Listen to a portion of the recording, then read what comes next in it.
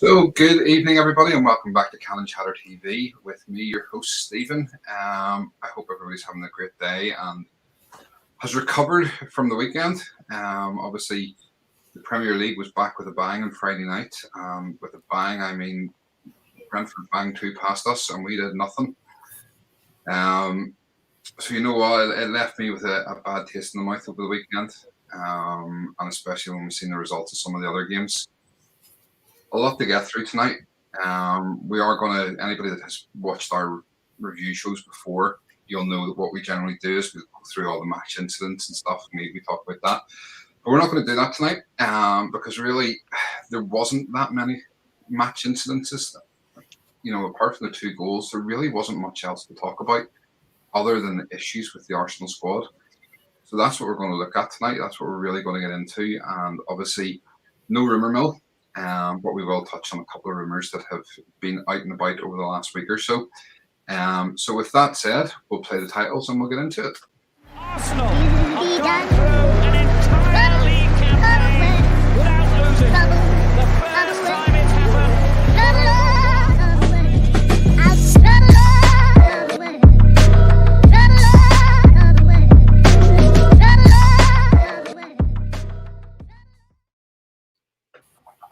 So, welcome back to Canon Chatter TV. And tonight is the Brentford versus Arsenal review show from Friday night. Now, you'll notice, obviously, this is now 3 days after the match. And the reason we do that, myself and G, when we first started this channel, we always said we wouldn't do instant reaction. We'd always have a couple of day or two to take stock and to think about really what happened so we can have a calm, composed, rational conversation about it. Doesn't mean that this won't get fiery tonight. I think the moods haven't really changed an awful lot, but you know what? It's always good to take a step back and think about things first. Consider all the points. You know, I look at it from my own point of view, and I've gone very much from being on the fence with Arteta to Arteta out completely to coming backwards and forwards. So do you know what? I'm really interested to hear what the guys have to say tonight and what you guys in the chat have to say as well. So make sure get involved, put plenty of comments in, hit that like button. That's the first thing. And if you're not subscribed, make sure and hit the subscribe. So tonight, as always, joined by my two co-hosts on Canon Chatter. G, how are you? Yeah, I'm good. Like you said, I think it's been a kind of roller coaster of emotions leading up to the game.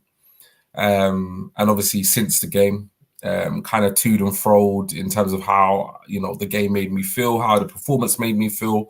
But like I was saying to you, you know, before we jumped on air and what the three of us have been speaking to about, you know, the whole weekend really since the game was that there just seems to be so much going on in and around the club that despite the terrible performance that we saw, there seems to be so much more on my mind than actually just the game. So yeah, I'm good. You know, everything in my personal life is good, which is always a plus. But yeah, I think the only one stress I've got at the moment is Arsenal, which doesn't seem to be getting better or going away. But yeah, I'm looking forward to speaking about it because I often find that these obviously I find our WhatsApp conversations. I know me and you had a big long conversation over the phone the other day when you took a little trip in the car and stuff. But I find speaking about it and stuff quite therapeutic. It kind of gives you an opportunity to kind of get things off your chest. Because I'd rather do it like this than actually tweet a load of angry stuff or whatever. Because I don't say the things I say, or I know we don't say the things we say as fans for clickbait. It's not to get a reaction from anybody. It's not to, you know, get people interacting with us. It's just that we're passionate gooners.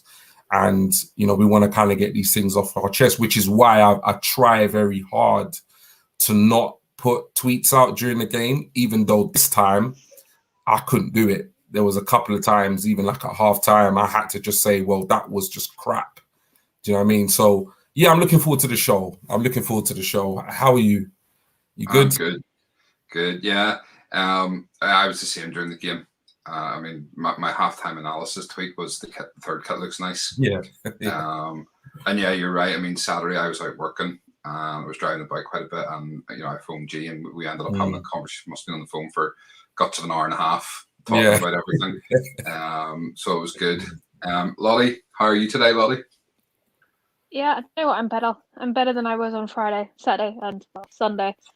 I mean, the results for the rest of the league spoke for themselves. Unfortunately, I ended up watching the Spurs game, which I was not impressed with. I was hoping City would pull it out the bag, but it got another slow start again.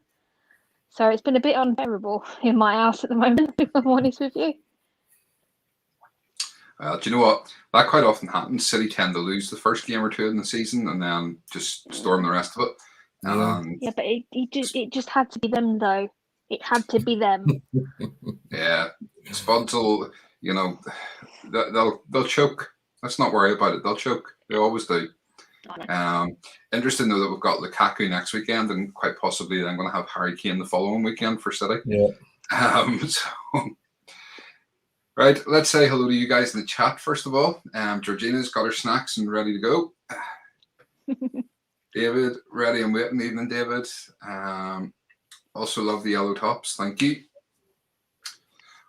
All Cannon Chatter hoodies and t-shirts now available. Link or the information's in the description of the video, or DM me and I'll give you more info. Jay, evening, Jay. Hi everyone, hope you're all well today. David, Keith, hi Gunners, Liam, evening. Chris, hi guys, hope you're all well. Keith, good evening boys and girls. Wheezy J, good to see you back, Wheezy. Good evening guys. Ashburton Legacy, evening all. I think that's a new name to the channel, welcome. Andy, I got my Pinot Grigio. It's good because I was flicking through your Twitter earlier and I seen that pint you were drinking in Donegan's. It didn't look good. And Mark, evening Mark, how are you? Good to have you back with us. Haven't spoken to you in a couple of weeks. I'll have to give you a wee message later. All right, so listen, let's get into it. And the first thing is obviously there was the announcement came out on Friday afternoon that obviously Aubameyang wasn't going to play, and then it came out that Laka wasn't going to play, that both were ill. And we'll come on to that in a wee minute, but I want to take a look first of all at the starting lineup. So I'm just going to bring it up here.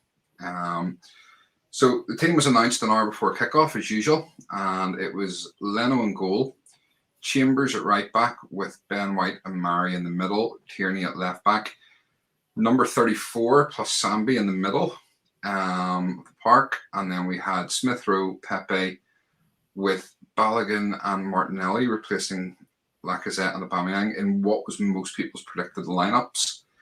I mean, when you seen this team come out, Lottie, how were you feeling? I was just happy Willian wasn't on there. I found out that Lacazette and Aubameyang were not starting, and I turned around and said, "You just know William's going to start." And I think at this point, I was just relieved he wasn't there at all. But yeah, no, that when I first looked at that, I was actually quite excited. I mean, it's the creativity in there. I mean, the back two not the back two. One of them was really good during pre-season.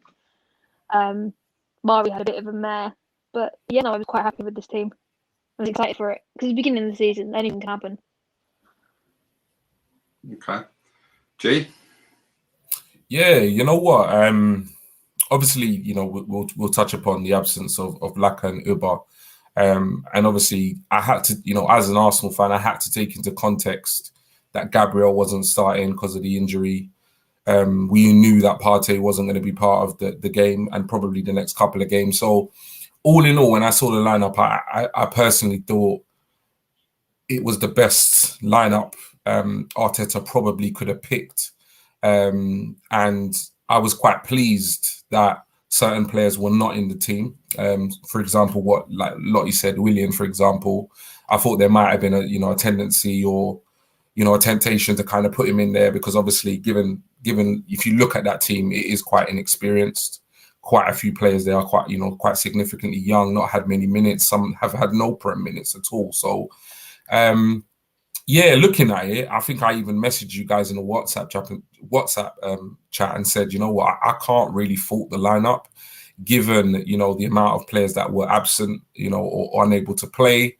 And at the end of the day, some of the players like Martinelli, Balogun, for example, that we've been crying out to give them opportunities, they were given opportunities. So I looked at the side and, you know, pre-game, I was pretty happy with what Arteta had put out. Okay, excellent. Just before we remove this graphic, just a quick thank you to Chris, WCWF World Championship Wrestling Federation. His handle is in YouTube, or he's at Chris Bullard on Twitter. He's been doing these new match graphics for us, or these team lineup graphics. And hopefully for you guys, they're much easier to see on the screen than when we used to do it with just the players' names. And makes it a bit clearer and easier to see. So thanks, Chris. Okay, so I mean, in terms of incidents and stuff, to go sort of through it, I mean, as I say, we used to go through and we go through the match, the first half and second half, and it was quite obvious to me we started off well, and we kept possession and we looked definitely the more dangerous team. And after 22 minutes, they score. And we'll talk about the goals as we go through. We then seemed to just, I don't know, the rest of that half, we just didn't look at it at all. We just looked scared. Second half, we come out, and obviously Arteta's given them a bit of a rollicking in the dressing room. They come out a bit more fired up. We start to play a bit better. Saka comes on. Things start to get better again. And then 73 minutes, they get another. And you can't say it was against the run of play, because I don't honestly think we deserved the goals. Now, we had overall, we'll bring this graphic up, and I stole this completely off a newspaper's site, and I can't even remember which one it was. I think it was the Mirror or something had put this together. I mean, you can see there, possession-wise, we had 65% of the possession in the match, 563 passes. Now, it's a long way from what we used to do under the Wenger era, but it's still, dominating play. 18 shots off target and 4 on target. We had 5 corners and we had 40 touches in the opposition's box, and we couldn't put the ball in the back of the net. And that, unfortunately, has just been the way of it for the last couple of seasons. Now, we actually had more shots than any other team in the Premier League in the entire weekend, and yet couldn't put the ball in the net. And that's why we finished 2-0 behind. It's as simple as that. We'll talk about Arteta's tactics and stuff as we go through. But I mean, we dominated the game in terms of possession, but we never looked threatening. And that was something you'd said the other night, G. It was, exactly that. We didn't look like we were going to score for all the efforts.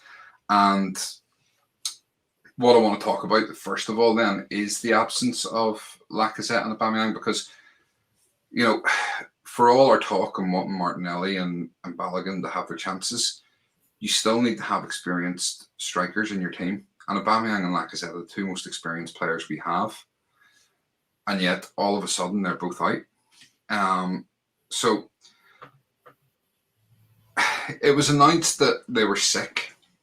I mean, Lottie, do you believe for 1 second that these 2 guys were sick?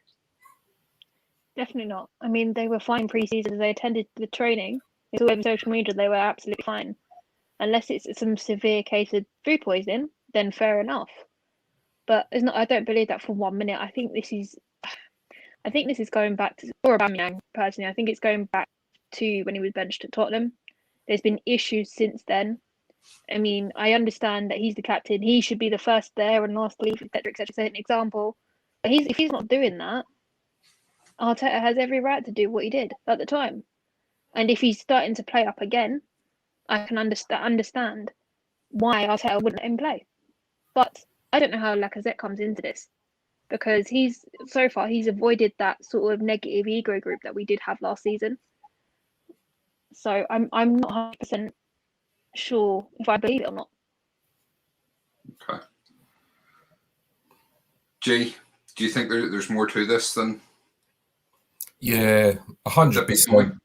There's way more to this than illness, and I think it was pretty evident in the way, Arteta addressed the question when he was asked. He was like, can you explain the Oba and Lacazette absence? It was like, they're ill. That's all I can say.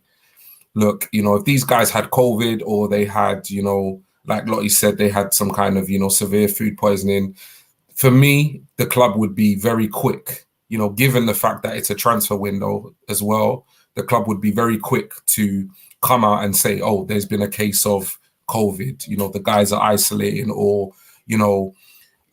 because if you think about it, if that had been his reaction post-game after the defeat, I could have understood it, because he might have been sidetracked by the bad performance. But it was very interesting for me, because that was his response. It was quite abrupt, and it was quite, it was quite brass in terms of his delivery, and that was pre-game. And I even feel like even the kind of lateness, in terms of when, the information got through via Twitter or the news that they weren't going to play, it was kind of late in the day as well.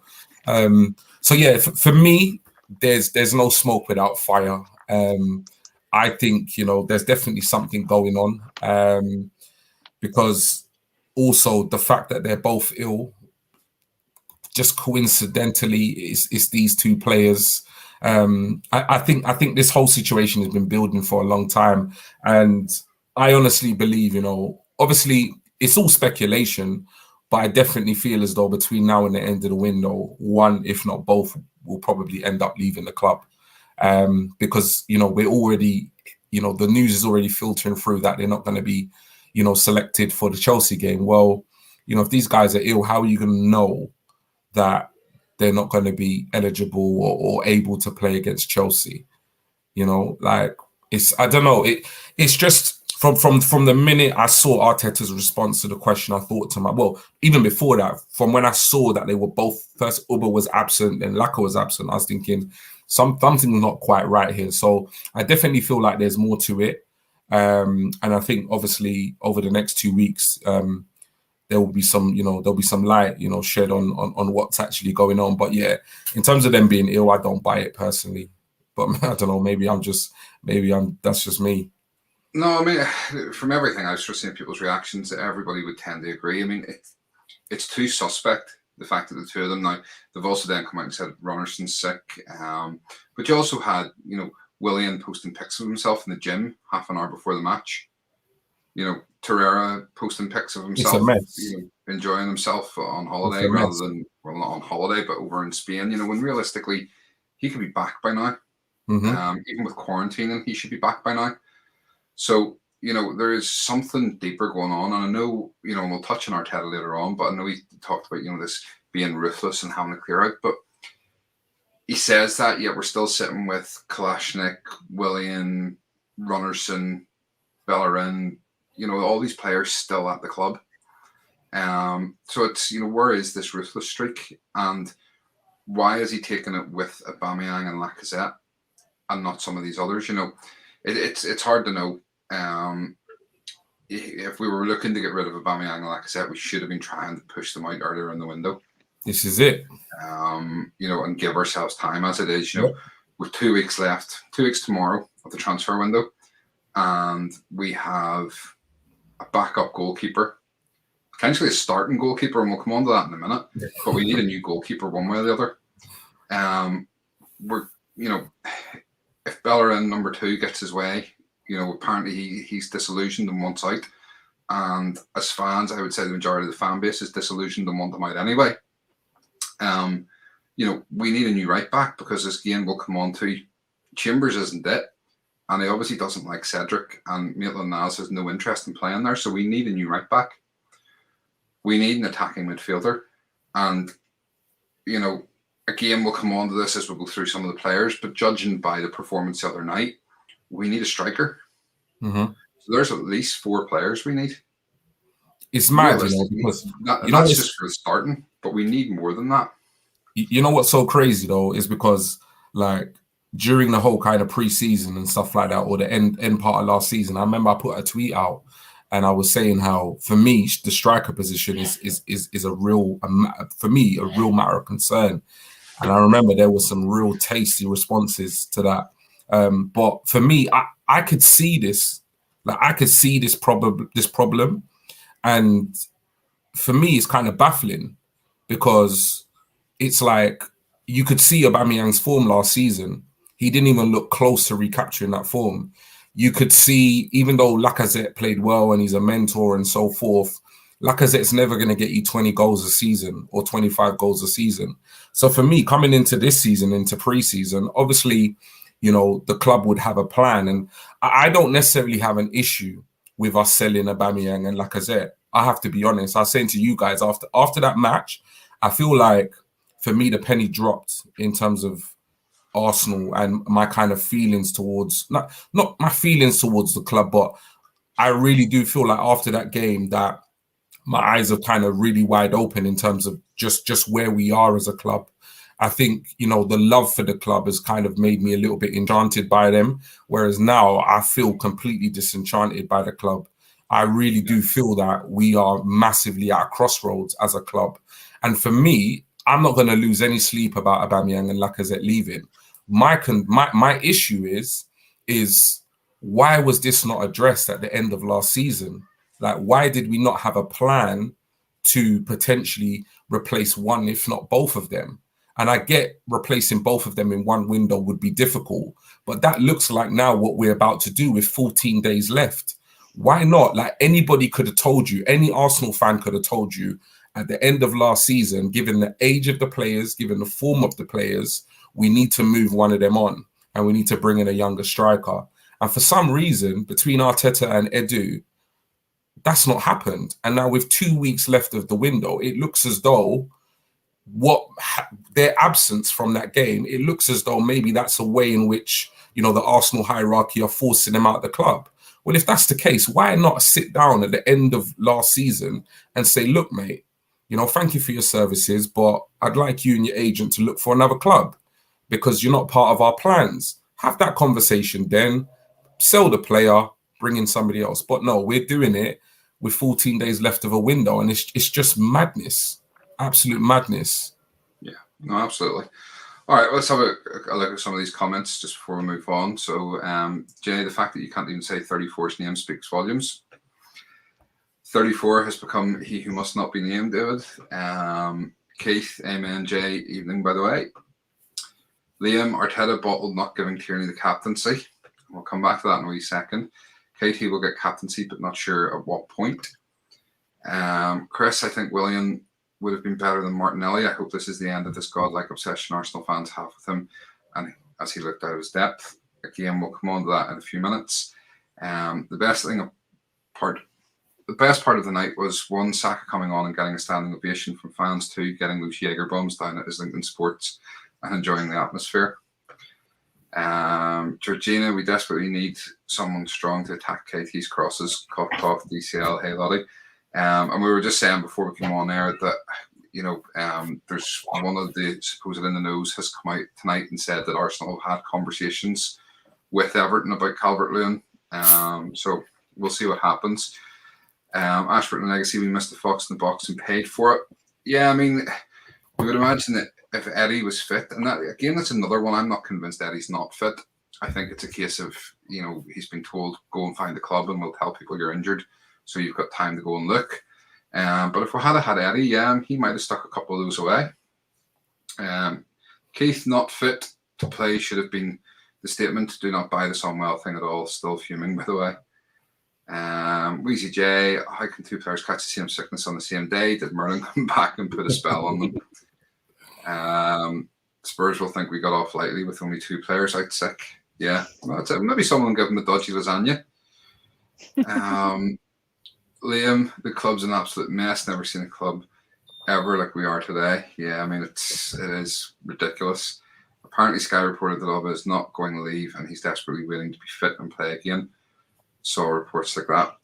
I don't believe a word I see on Sky Sports because Cav and your other fella are the worst two reporters I have ever seen in my life. Andy, he can jog on. Hashtag Bellerin. Chris Lacazette will either get a jacket type new deal or we'll see out this year and leave for free, I think. Everton don't need to sell Calvert-Lewin and arriving at the library. No. I would doubt it as well, but it is one I would love to see. Okay, so I want to go back up to the comment about Arteta bottled it, not giving Tierney the captaincy. And that was my first instinct when I seen that lineup the other night. And the fact that he handed number 34 the captain's armband pushed me over the edge in terms of where I was sitting with Arteta. I've never made a secret of the fact that, I have been on the fence. I want Arteta to do well. I like Arteta as a person, and I really want him to do well. But at the same time, I never wanted him in the first place.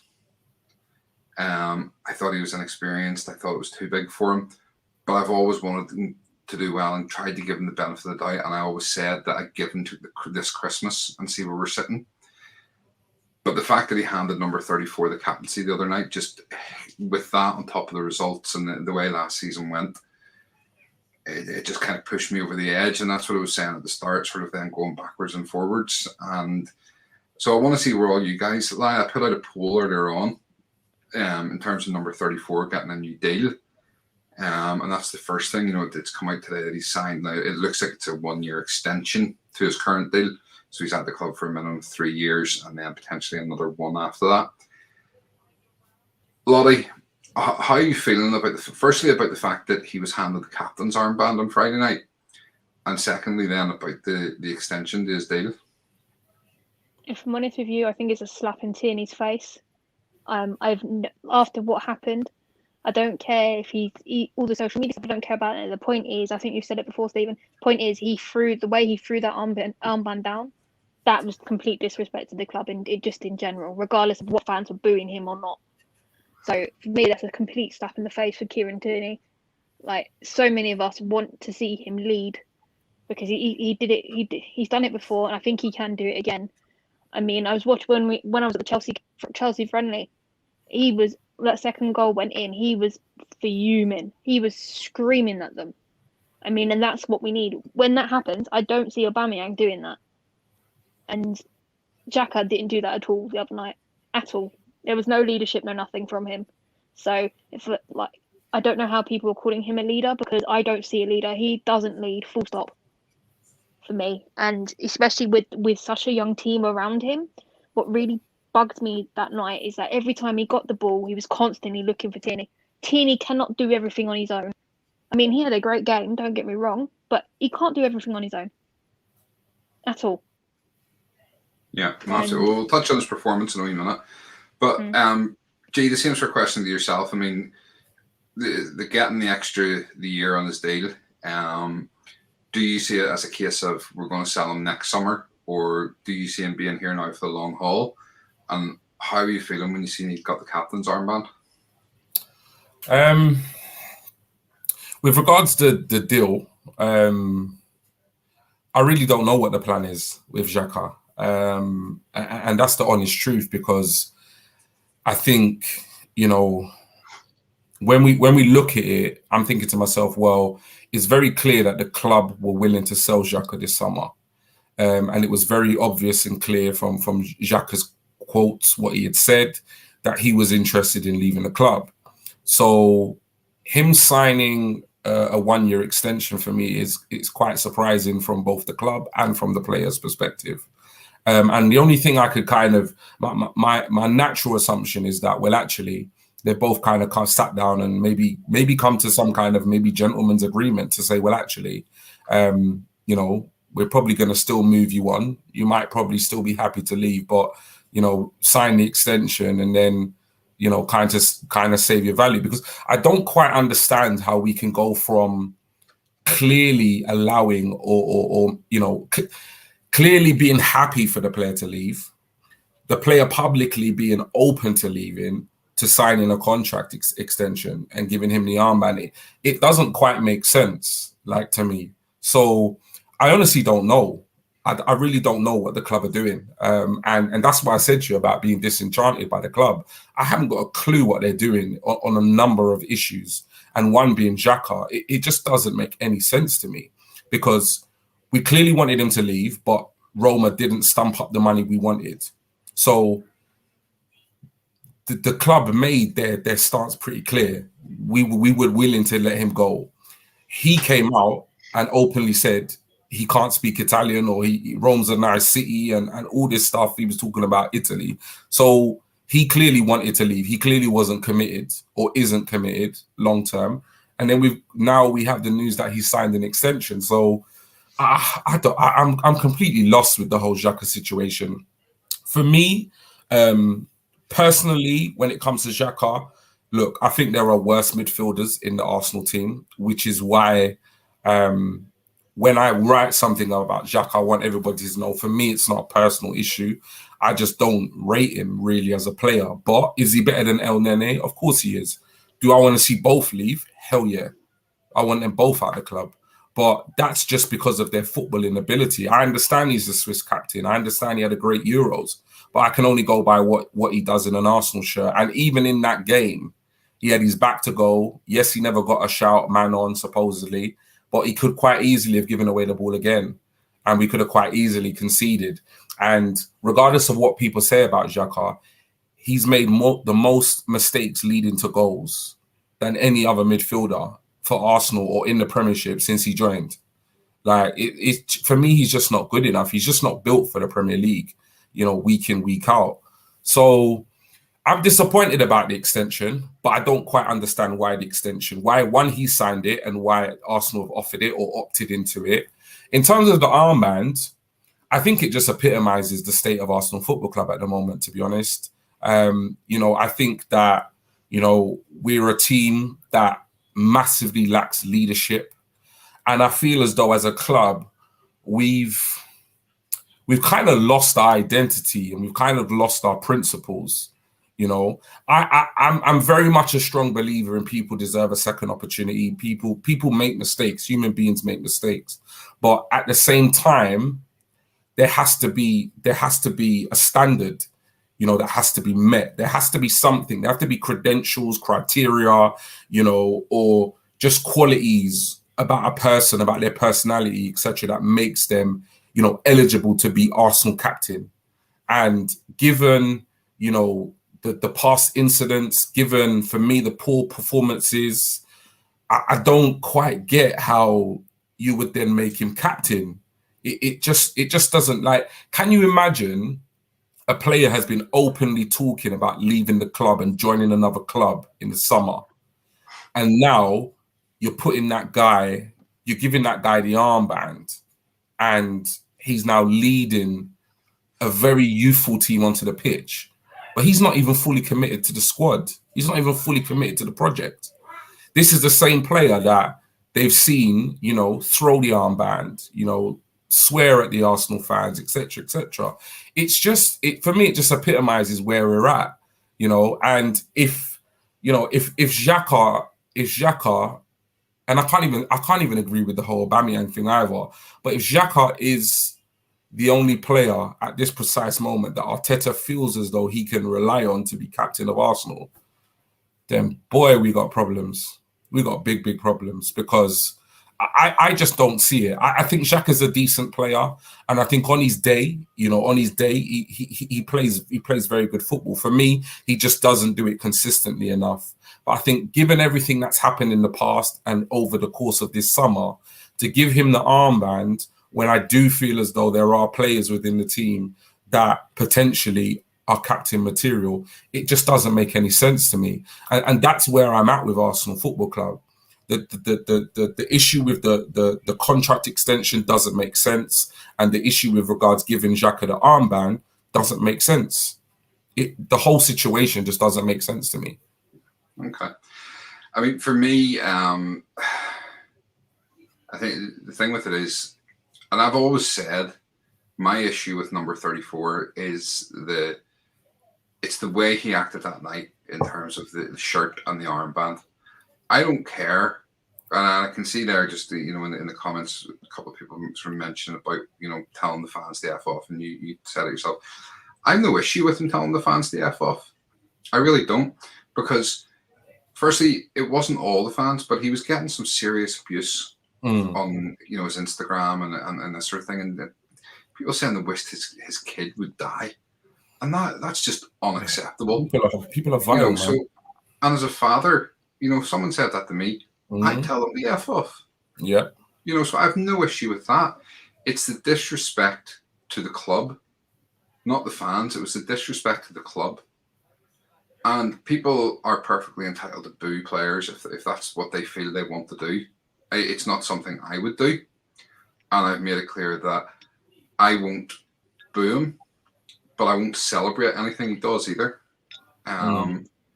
Just because I don't back him. And as a couple of people have said, it was a slap in the face to Tierney. It really was. I think that was a big decision that was bottled. And the fact that, number 34, and I said this in our WhatsApp group earlier on, and I know Lottie nicked it and stuck it on Twitter. But the fact that he was twerking for a move to Roma all summer, and he's not committed. And, before Arteta came, he wanted to go and he had things lined up to go to wherever it was, Hertha Berlin or whatever. He is not committed to this club. He's not. Every few months, he wants to leave. Yeah, he's not. And yet this is the only person, as you said, that Arteta felt could captain the team. When you have Tierney, that the fans are clamouring for Tierney to be given the captaincy. Now, I can see a little bit why he's not, because Tierney has so much else to do. The captain and the team on top of that. It's a lot to ask of him. But he's captain Scotland. He captained Celtic, who are one of the 2 biggest clubs in Scotland. Yep. Last season was the first season in Tierney's professional football career that he has not won a trophy, unless you want to count the Community Shield. But he has not had a season where he's not finished the season with a proper trophy before in his professional career. He is a born serial winner. Yeah. He has passion coming out his backside, and he is the guy that should be leading this club forward. So to hand it to number 34, and just on the number 34 thing, I love the fact there's so many people in the chat and stuff that I'm seeing it now are saying number 34 instead of saying his name. That's my personal choice. I don't ask anybody else. I can't bring myself to say his name anymore because I'm not disillusioned with him. But if you want to call him number 34, fine. If you just want to call him by his proper name, it's not going to offend me in any way, so don't be worrying. But it's nice to see that movement starting. Last thing I'll say on that though, sorry, I just want to add this. If for me, if Xhaka was captain material and Arteta was justified in making him a captain, after that dreadful performance against Brentford, why did Lokonga do the post-match press conference or post-match, questions? 21-year-old kid from the Belgian league who had a better game than him had to stand up there and do a post-match questions after that dreadful performance. But doesn't that show you what leadership qualities he's got in himself? He's 21, he's captain. This is what I'm saying.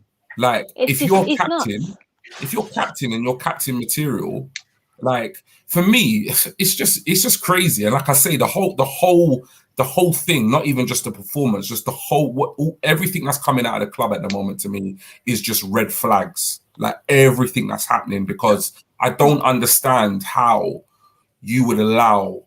And the same thing happened previously. I remember when Tierney was in the side, when he came into the side, he was doing a lot of the post-match press conferences and stuff. And I'm like, this is wrong.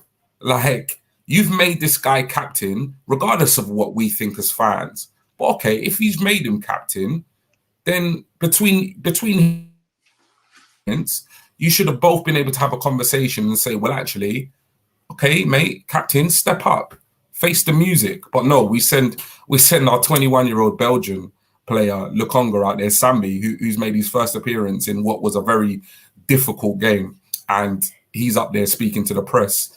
It's just a shambles. It really is. It really is. The thing is, I want to come on to the comments in a second, and then we need to really start going into the actual performances of the individual players.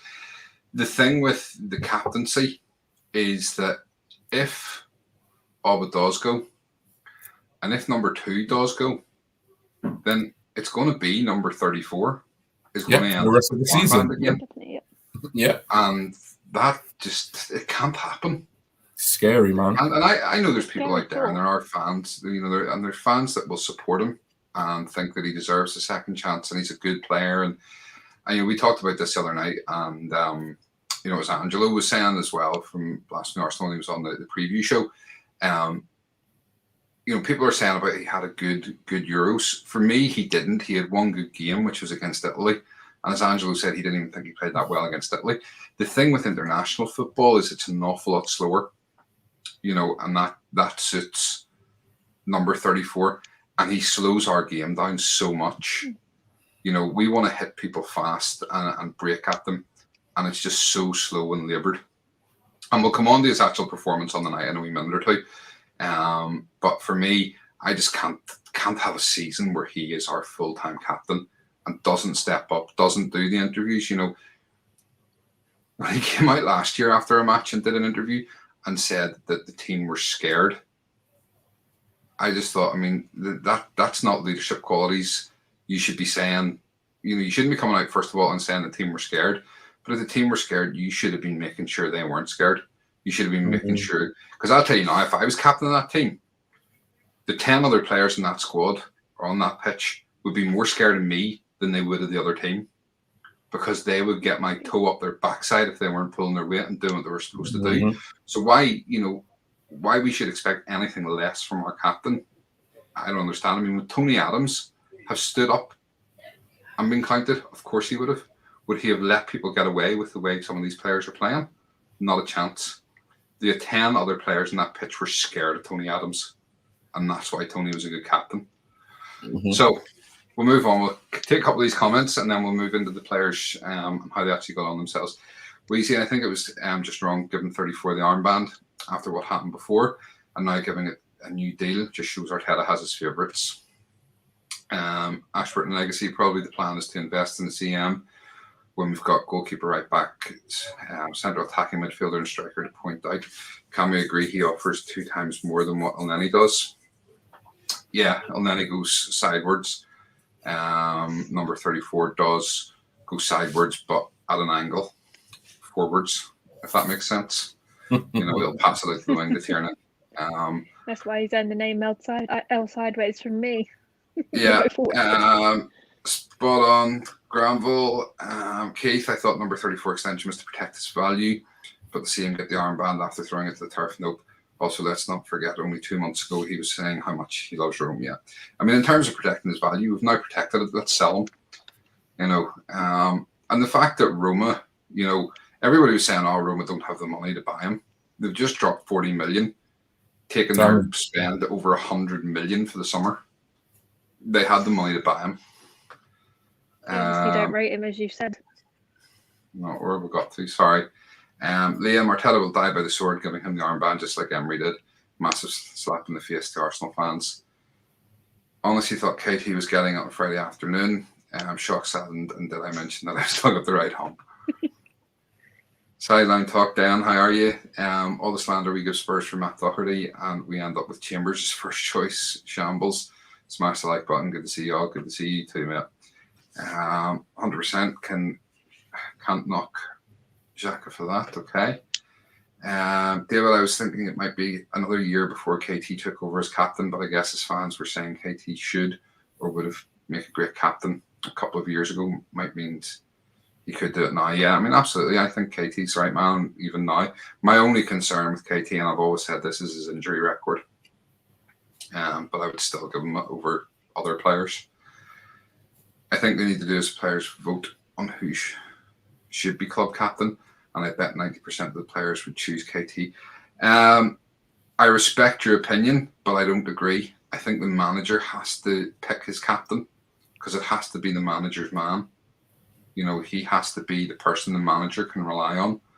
So I don't think that should come down to the other players to pick. I don't think that worked when Emery did this whole 5 captains thing. So respect your opinion, Weezy J, but no, not for me.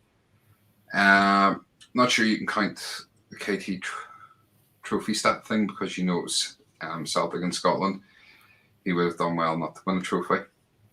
Fair enough. Hard to argue that. Didn't Emery do that yet? Is there something I'm about to come on to that's very funny, Lottie? Sorry, Keith's texting me. Keith, stop WhatsApping me, please. You know what I mean? Sorry. Jack's problem is that he's a good player, but he doesn't work in the Premier League. Then nice to see Ballin get a run out. He wasn't in the races. The fact he lacked creativity around him didn't help, but even so needs a loan. If Alba goes to Barca, captaincy which will be interesting, yeah. Alpha Delta Kilo. honestly don't think he was the problem on Friday night or his captaincy. No, I'm not saying necessarily that he was, but he was part of the problem at times. Remember, they did the players picking the captain yet. All of since 2 to 3 games. Where have we got to? 100% KT. Okay, right. Let's move on.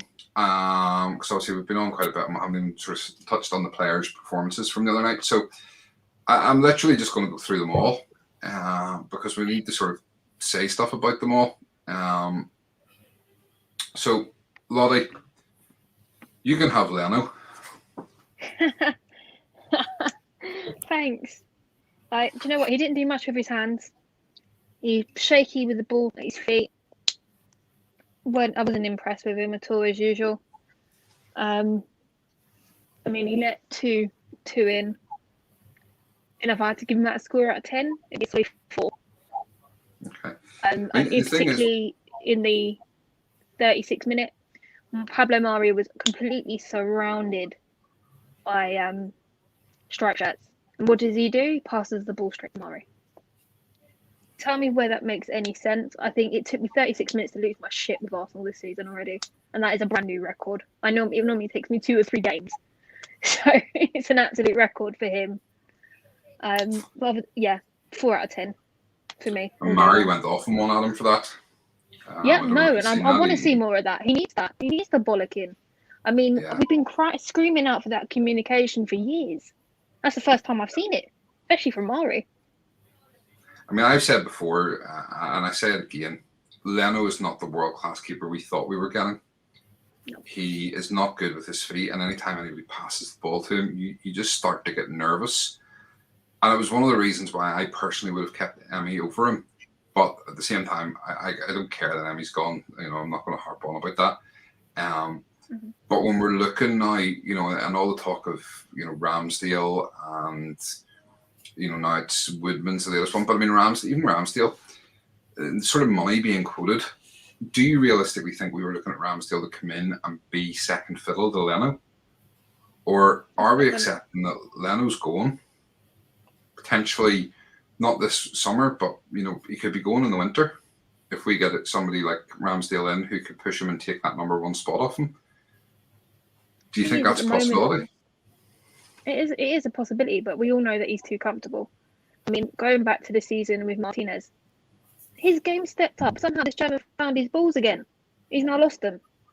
As I've said this a million times before, like when you have a German player, they've got this attitude that is like nobody else has, and he hasn't got that. There's something that's not quite right, and I think he's just got too comfortable at being first choice all the time.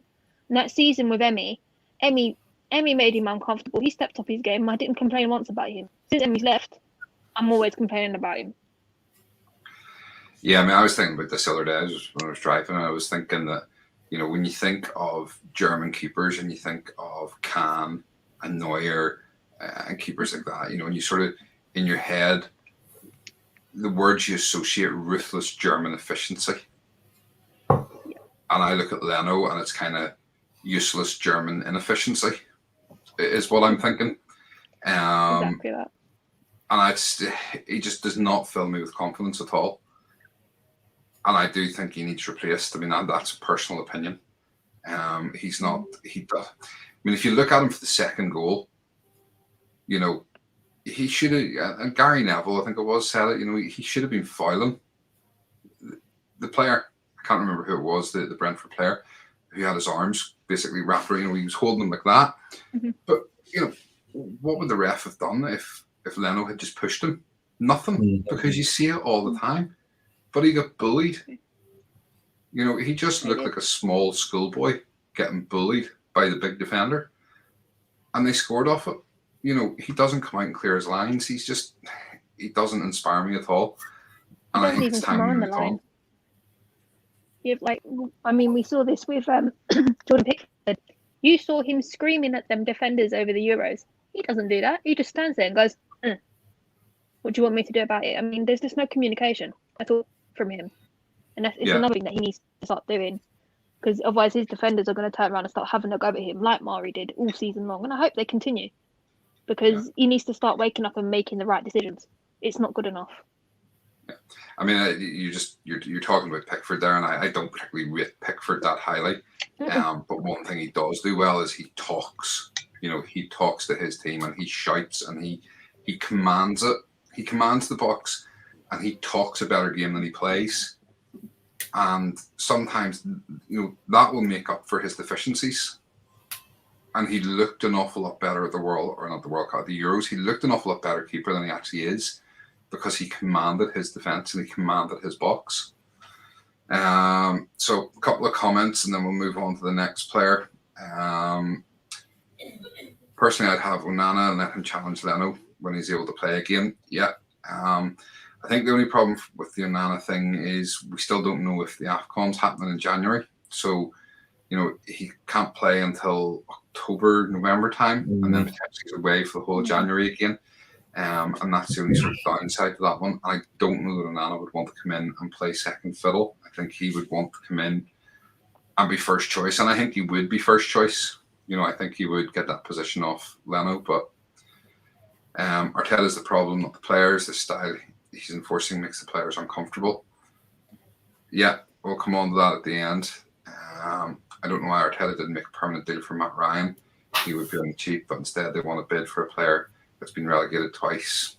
Sorry, Ramsdale he's actually been relegated 3 times. But yeah, I suppose the issue with the Matt Ryan thing was he wasn't homegrown, but it looks like we may potentially have to go away from homegrown anyway. So, there's talk of Neto from Barcelona being an option. Especially his agent is Kia Jorgensen, or whatever he's called. So, and he's obviously quite close to Edu and wanting to bring his players in. Chris, the fact for their second, the ball bounced in the middle of the box and every Arsenal player stood and watched the guy header it in. Yeah, I mean, the defending was terrible, and we'll come on to that again when we're talking about the defenders. So we'll move on, which means that, G, you get the next player. Okay. And that is Callum Chambers. Take it away. You know what? Yeah, with Callum Chambers, obviously I can speak about the performance.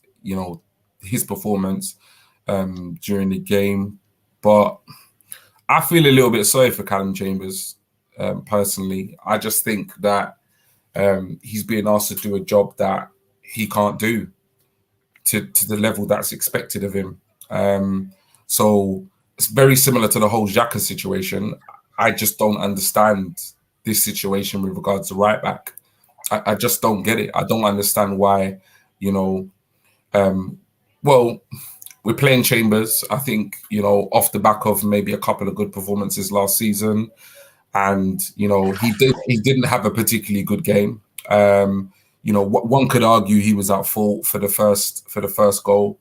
To be honest, I didn't really notice him as an offensive threat, which I think Arsenal need.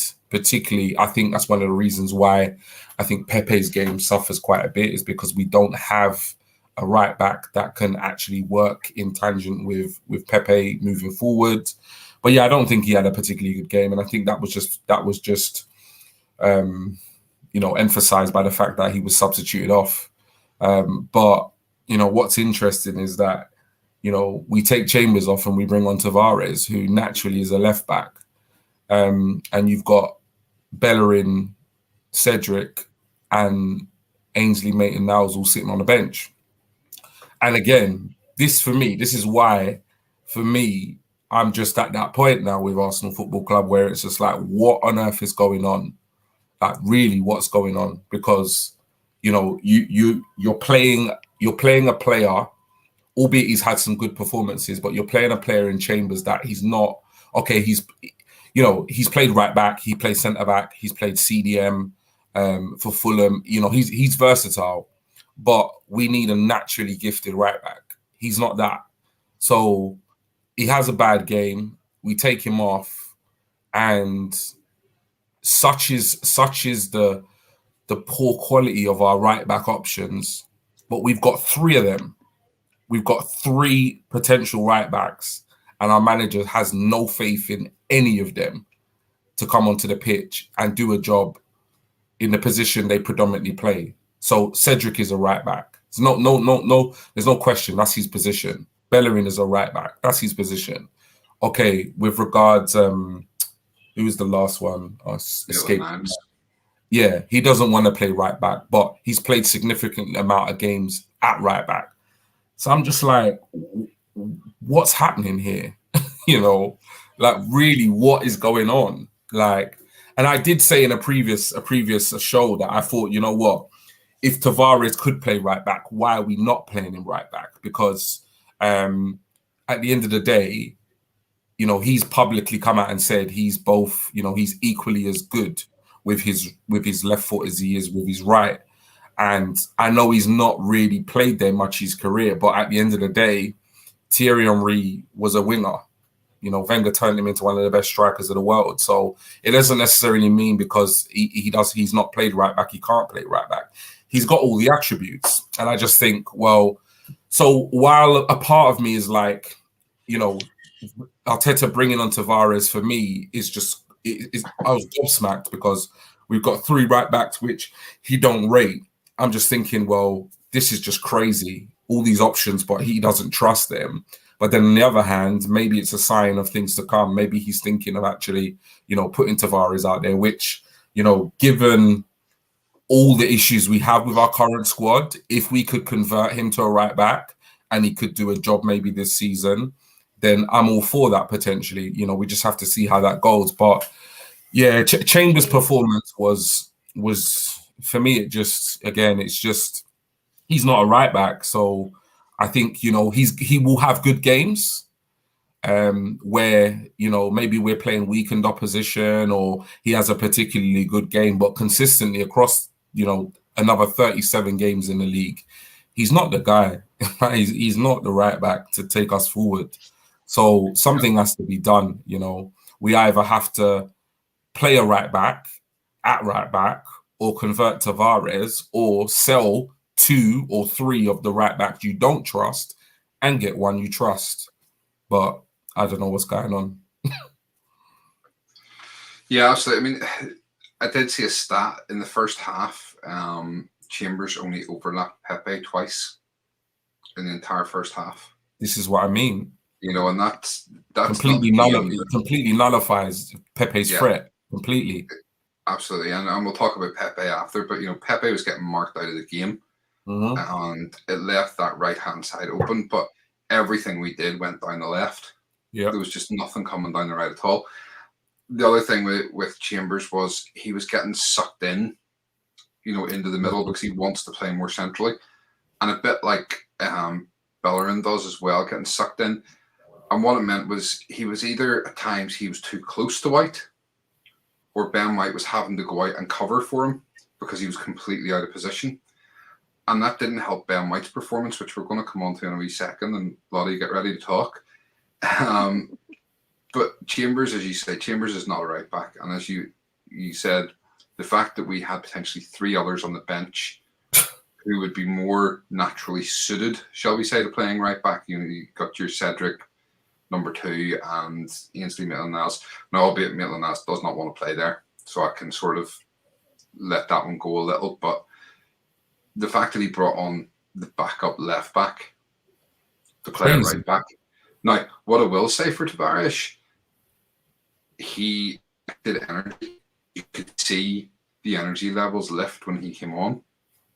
He wanted the ball. He wanted to try and make something happen. And if that's how he's going to play, I'm all for it. I'm really liking this guy. You know, so as you say, if we can convert him to right back, it doesn't change the fact then that we're back to being in a position where we don't have left back cover. Yeah. Unless we keep Cedric and say, right, Cedric, you are our left and right back cover. You know, but Chambers is not the answer. So it's just completely unbalanced. Yeah. We need to get rid of number 2 who doesn't want to be there and get a proper, authentic right back in. Couple of comments. Chris, can't say I noticed them much, if I'm honest. Was solid but uneventful. Jay, the fact that our backup left back came on right back severely highlights the huge problem we have in the position right now. Yep.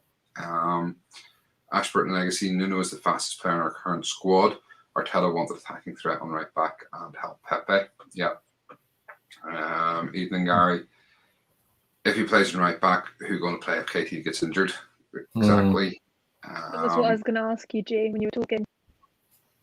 Yeah, it's a problem, isn't What are it? we going to do if that happens? It's a problem. Yeah, It's a problem. isn't it? And this And is like, what I was saying about the squad. It's just so, I said before the live, like when we was talking over WhatsApp, I said the squad's just completely unbalanced and disjointed. Yeah. You know, from back to front, like from the lack of communication from Leno, between the communication of the centre backs, the midfield. It's like they're all speaking a different language when they're playing ball. No, exactly. We have no right back cover. Last season confirmed that. Why would it change this season? I think the problem is not that we don't have right back cover. We don't have a right back. That's the long and the short of it. We don't have a right back. Gary's Number right. 2 is not good enough. He's not up to it. Chambers is not a right back. Cedric, I like Cedric, but not enough to make him first choice. Yeah. Thing is, worst comes to worst, we could put White there, but because he covered for Lamptey last season, but we bought him for the middle, for the centre backs, and that's where he should be. Yeah. Dan says Murray makes White's job a lot harder. Honestly, Chambers just doesn't cut for it.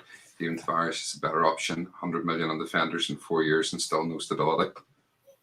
Absolutely. So we're going to come on to that, Lottie, and you can get your chance now to speak about Ben White. How do you think his debut went? It was all right. It wasn't the greatest. He had better in pre-season, if I'm honest with you. I mean, he didn't have the greatest partner on the left, but it was uneventful. He was absolutely clueless when that second goal went in. But it's just it wasn't impressed with him as it was in pre-season. And I know we can do better. I've seen him do better at Peterborough. I've seen him do better at Leeds. He can do so much better than what we saw. I don't know what happened or what got to him, because he should be used to be playing on this stage by now. I think part of the problem is he's never played as an orthodox centre back in a back 2, or a back 4, shall we say? No, he's normally in a back 3. Yeah, he's normally played in a back 3. So. Sort of the right-sided one of the back 3. Yeah. So it's a transition for him to get used to playing in a 4 at the back. My biggest concern with him, to be honest with you, was his inability to head the ball. It was something like only 48% of his aerial duels that he won. And it's a big area of concern that we're spending 50 million on a defender, and albeit he's a ball-playing centre-back, is what you would class him as. But you need your centre-back to be able to head the ball. And when Murray doesn't look like he can head the ball either, it puts us in a very difficult position that you have the 2 of them at centre-back, and not one of them can head the ball. No, definitely. It's a major concern. They were, you know what, for even despite, and like I say, no disrespect to Brentford, but I have to be honest, it's Brentford. Murray and White, and I don't necessarily blame White. I just think White was kind of just thrown into the lion's den in that performance and that team that Arteta put out, because they were just ripped apart. Like, it was crazy, because I don't even know the name of the other Brentford attacker, but like they were just getting turned like all the time, like balls in behind them. They were just getting like you said, Chambers was in the middle, then he was out to the right, distances between. There was very little communication. Like, but you could tell, like when you watch that game, you could tell that those players had not really played together before. Like, you could just tell, like from the goalkeeper to the passes from the goalkeeper to Murray losing his his marbles with Leno, to Chambers being, Chambers playing in White's position, and then White having to go out and do Chambers' job. The defense was a shambles. Like, it really was. Like, there were countless times. I don't even think Brentford were that great going forward, to be honest. They had some opportunities and they took the opportunities, but we're gonna face much better attacking threats, and that performance from at least the three of the four defenders and the goalkeeper really worried me, because like I said, there were times when Brentford were kind of in on goal, they were getting turned, they just look unbalanced, there was no communication, and it's a massive concern. And I don't know who's going to talk about Mari, but that's why I brought it up. Yeah, you know what, he was there was a time last season where he was very good. Gabriel was out injured. He came into the side, and I've always been quite impressed with him. But I don't want to say like he had a particularly bad game, because I do feel as though, other than maybe 3 players, I think the whole team performed really badly. But yeah, it wasn't his best game at all. And I think one of the major concerns for me with Mari is his lack of pace. That is a huge concern for me. And with, you touched upon it, with, White's inability to head the ball and Mari's lack of pace, we just looked vulnerable, like seriously vulnerable. There were a couple of times when the Brentford forward just ghosted past him like he wasn't there. He doesn't seem to have much of an acceleration or pace to kind of, catch up with the player. So, what I don't quite understand though is just some of the tactics with Mari, because I found this again, even when we played in a preseason game against Chelsea, like we played like a high line, and I'm thinking to myself, like, Mari cannot play high line. You ping the ball over the top of him, he's got no chance. He's got absolute no chance. Pace is that's not his game.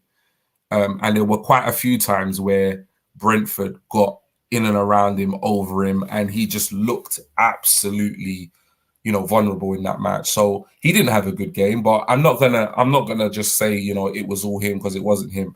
I think, like I said, bar 3 players, which we'll probably get into the end in terms of overall performance, I would say Mari had one of his poorest games in an Arsenal shirt. But I think there's more to this than just Mari's performance, because the whole defense had, maybe bar Tierney, the whole defense were poor, from goalkeeper to right back to both the centre backs.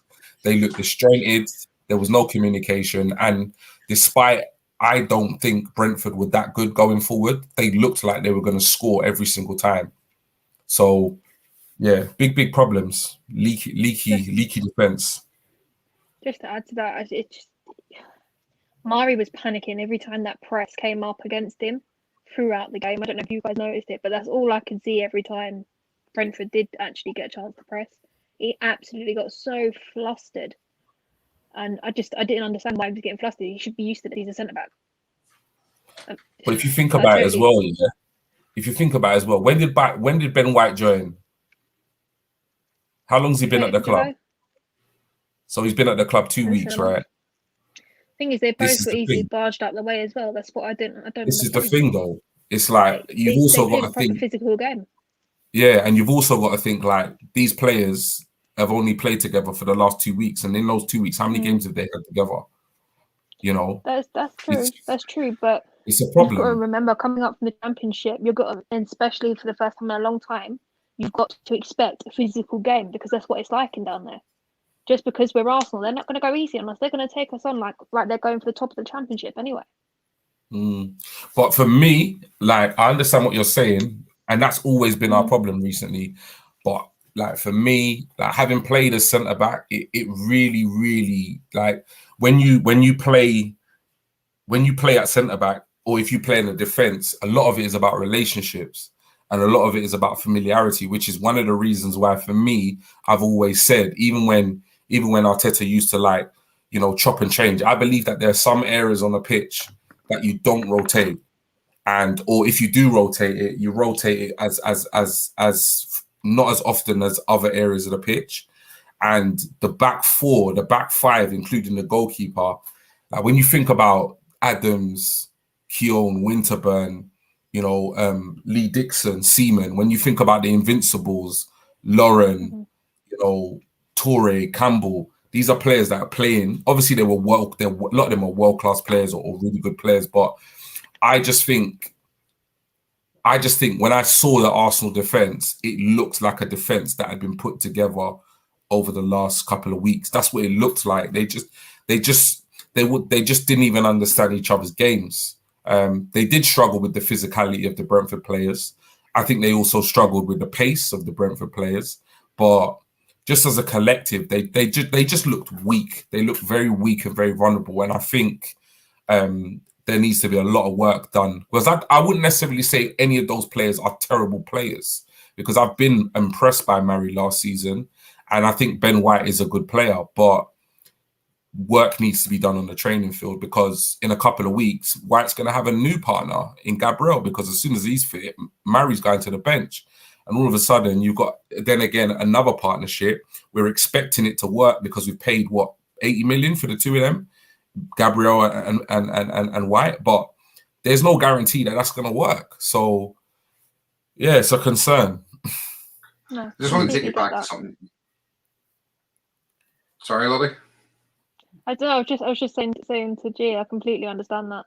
As a right back myself, used to be, I completely get that you need someone beside you that can read what you're doing.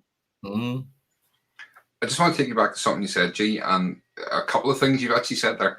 And I was sitting here thinking the exact same thing. I'm going to make the exact same point. So I want to sort of put it together for you. And you were saying about Mari lost. He looked like a player that didn't have confidence on the press and stuff.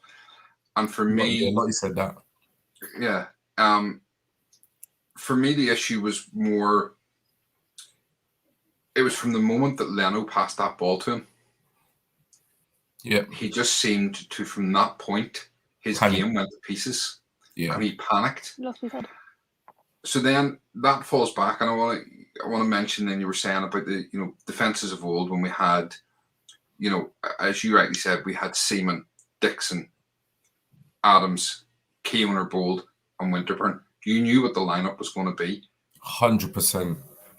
You had Lehman in goal, with Torre and let me see who else, Sanya and whoever else. Yeah. But let's really focus on the Seaman one. David Seaman commanded his area, and he talked, and he knew where those defenders were at all points, and he talked to them non-stop, and you always seen them talking to each other. Mm-hmm.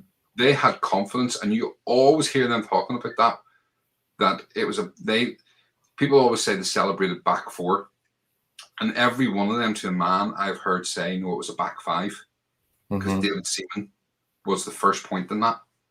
And they had confidence because they knew if it got past them, that the players still had to come up against David Seaman. Yeah. We don't have that. And I don't think the defenders that we have confidence in Leno's ability to be able to play under pressure. And you've seen that with the way that Mari talked to Leno after that incident. But you're right. His confidence, for me, his confidence went at that point. It spreads. And, so then it comes back to, we need a better goalkeeper. Mm-hmm. We need a goalkeeper that's going to inspire confidence in the back four. And I'm the same as yourself. I don't think we should have a changing back four. I think it should be a case of we buy a quality right back to play alongside Ben White, Gabriel, and Tierney, and a quality goalkeeper. And that should be a back five. Yeah. If we're going to go for 4-3-3, 4-2-3-1, keep that back four. Stop all this chopping and changing. Yeah. And you've seen it last season that the back four changed depending on who we were facing, because Arteta was trying to be too clever and go, well, we use this central defender and use them to their strengths. No, play your back four, keep them together, let them build that partnership and that strength and that understanding between the four. I mean, how often do we used to see it with Bold and Adams, Dixon, Winterburn? Offside. Game after game. They moved the line. Yep. That line moved together backwards and forwards. And that came from, I believe that, Wenger actually had them training with a rope around them at one point. And they weren't allowed to move away from each other. That is what they need, to move up and down in unison. That should be a straight line across the back with those four players. Yeah. Yes, albeit now it's slightly developed in that you've got your right and your left backs are bombing forward. But certainly the two at the back should be in a straight line. And when, right and left back are coming back and we're in a defensive formation, they should be in a straight line, knowing where each other is at all times and have confidence in that keeper behind them. And we don't have that, and that is a problem. Yeah. So, guys, loads and loads of comments coming in, but I want to move on. Keep them going. It's not that we're ignoring them. It's great to see so many people commenting. Make sure and smash a like on the video if you haven't already. Lottie, I'm going to give you a quick one to talk about, which is KT. One of the few sort of bright sparks I felt from the night. So, quick summary of his performance. I don't know what he was putting the crosses in. He was getting down towards the box. He was doing everything on his own, basically, for me. I mean, until obviously Saka came on, he was more or less on his own. I mean, every time, as I said earlier, every time Xhaka had the ball, he was looking for Tierney. When he had so many other options, but he just can't do everything on his own. I mean, he had I think he had 1 or 2 shots at the goal, if I remember rightly. But they either went they were narrowly wide or something. But yeah, no, he was one of the very few people who I can't fault for that game. Yeah, again, he created more chances than anybody else in the Premier League over the weekend. Yeah. Madness. And that shouldn't be coming from our left back. That's meant to be coming from up front.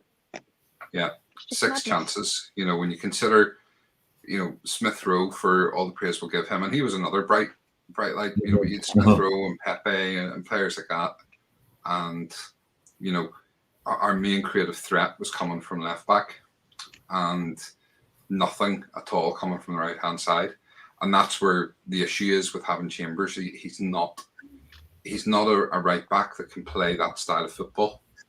For me, he's not a right back at all, but he's certainly not a right back that can play that sort of football where he bombs up and down the wings for 90 minutes.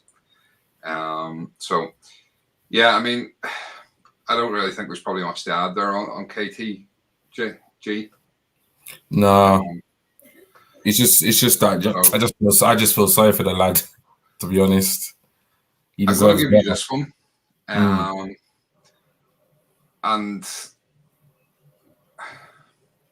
try not to spend all night. Yeah, because I know you could probably talk all night on this next person. Yeah, I'll try my best. Push for time. I'll try my best. Yeah, we've already talked about the issues with the captaincy and the contract extension and stuff, but let's focus on his performance on the night.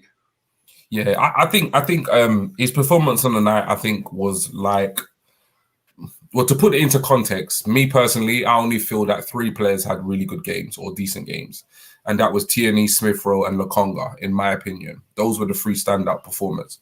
I feel as though Xhaka fell into the other category, which is he didn't have a great game, in my opinion. I think there was, I recalled one occasion where he had his back to goal. For me, the ball from Leno, I believe it wasn't a dreadful ball. It was ball to feet. It wasn't short. It wasn't too far. He didn't have to stretch for it, but he just didn't. It was quite clear what Brentford were doing in terms of the way they were pressing. One could argue that he didn't get, a man on or whatever, but nevertheless, he had his back to goal. And this is one of the issues I do have with Xhaka. One, I think he struggles with the pace of the Premiership. And I think 2, he's not always aware of what's happening around him.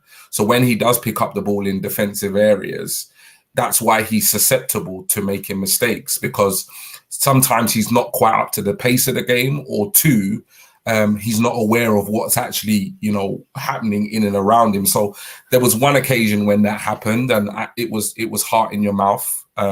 We got away with it. I can't remember how it happened, but we managed to keep hold of the ball. But we were very lucky for Tony or one of their players to not get the ball and potentially score a goal. There were a couple times as well where, I'm sure if I look at the stats, his passing range and his passing ability will tell me that he completed quite a few passes. His percentage completion was probably quite high, but there were a couple occasions where the ball just went wayward, just went completely out of play, and I don't even know who he was passing to.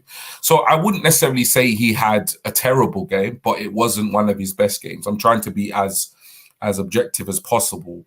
There were a couple of times also when he picked up the ball, we were in the middle of the park, and I think the difference between him and Lokonga in terms of their performances is I notably saw Lokonga was playing the ball forward more quicker in kind of forward passing, whereas there's been a quite famous example of this all over Twitter over the weekend, which I've not retweeted, I've not highlighted or anything like that. But, you know, there were a couple of times when I think Xhaka was in really good positions to actually play the ball quite direct, quite forward to some of the forward players, notably Martinelli, who would have been in on goal, and he kind of chose the wrong pass. Yeah, oh, you've got it.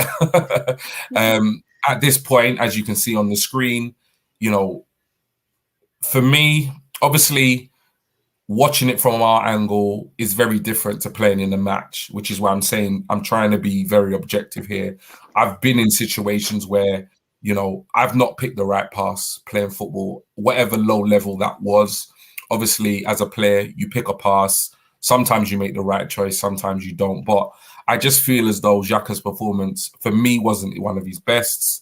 And I just think with regards to, you know, the almost interception with the ball at his feet, some of the wayward passing, and then some of the inability to spot the key pass rather than play out to Tierney, which seemed to happen quite a lot. I would say that it wasn't one of his best games, and yeah, could have played better, and hopefully he does play better in the next match. Yeah. Okay. Just I mean, I obviously had this picture teed up, and if you hadn't spoke about it, I was going to bring it up because there's a comment here.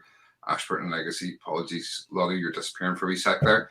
GX34 made the most final third entries last match, and this was the same last season. You know, he had one of the best stats for final third passes. There's two things. I'm not 100% sure that's completed passes. But the second thing is, and I mean, as you rightly touched on, if you look at this, and I don't know why I'm putting my mouse over it because you can't see where I'm pointing at with my mouse. If you look at it, you have Martinelli and Balogun screaming for the ball, and that ball ends up out with Tierney. Mm-hmm. And that was all that he was doing. He doesn't have the vision. Now, for me, I think, you know, watching it, he seemed to certainly be the more sort of forward of the two between him and Sambi. Sambi seemed to be sitting a little bit deeper for me. You know, so, and Xhaka was the one pushing up that bit more. Mm. But he doesn't have, and somebody else said there about, well, you know, we need a Fabregas type player who's assessing the situation all the time before he even receives the ball. He's looking around him. He doesn't have that ability. And, you know, he doesn't, there's a massive gap there between the two defenders that Martinelli could run into. Arguably, is he onside? I think he probably would have got the benefit of the doubt of being onside in that one. But even putting the ball into Balogun, you know, in his defense, and not that I'm defending him, but I think this is a massive problem across the whole Arsenal squad. I can't honestly remember, this is from Xhaka and a lot of the Arsenal players, you know, I'd even go as far as to say some of the youngsters that I very much, you know, value. But I can't remember the last time I saw Arsenal play a through ball and score like this. I just can't remember it.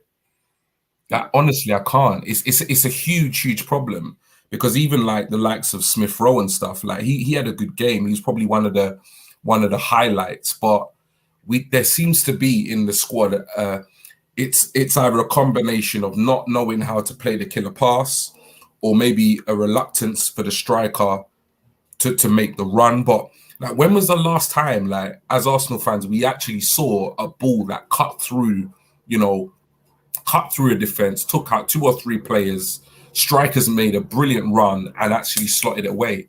Like, we seem to have just lost that brand of football. And I think Xhaka's guilty of it. And I think a lot of the Arsenal players are guilty of it as well. We just don't seem to be able to break teams down.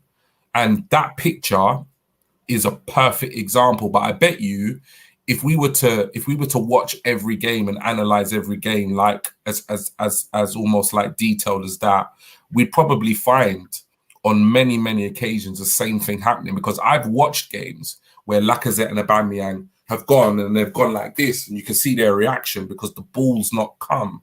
It's like the pass has not been made. It's like our players are programmed to keep ball, not play that risky ball, but without risk, there's very little success. Like you have to play the play the difficult ball to actually unlock the defense. But we just seem to go from side to side to side. So I do think Xhaka was guilty of it, but I do think it's a problem with the whole squad, which is why we're not scoring goals.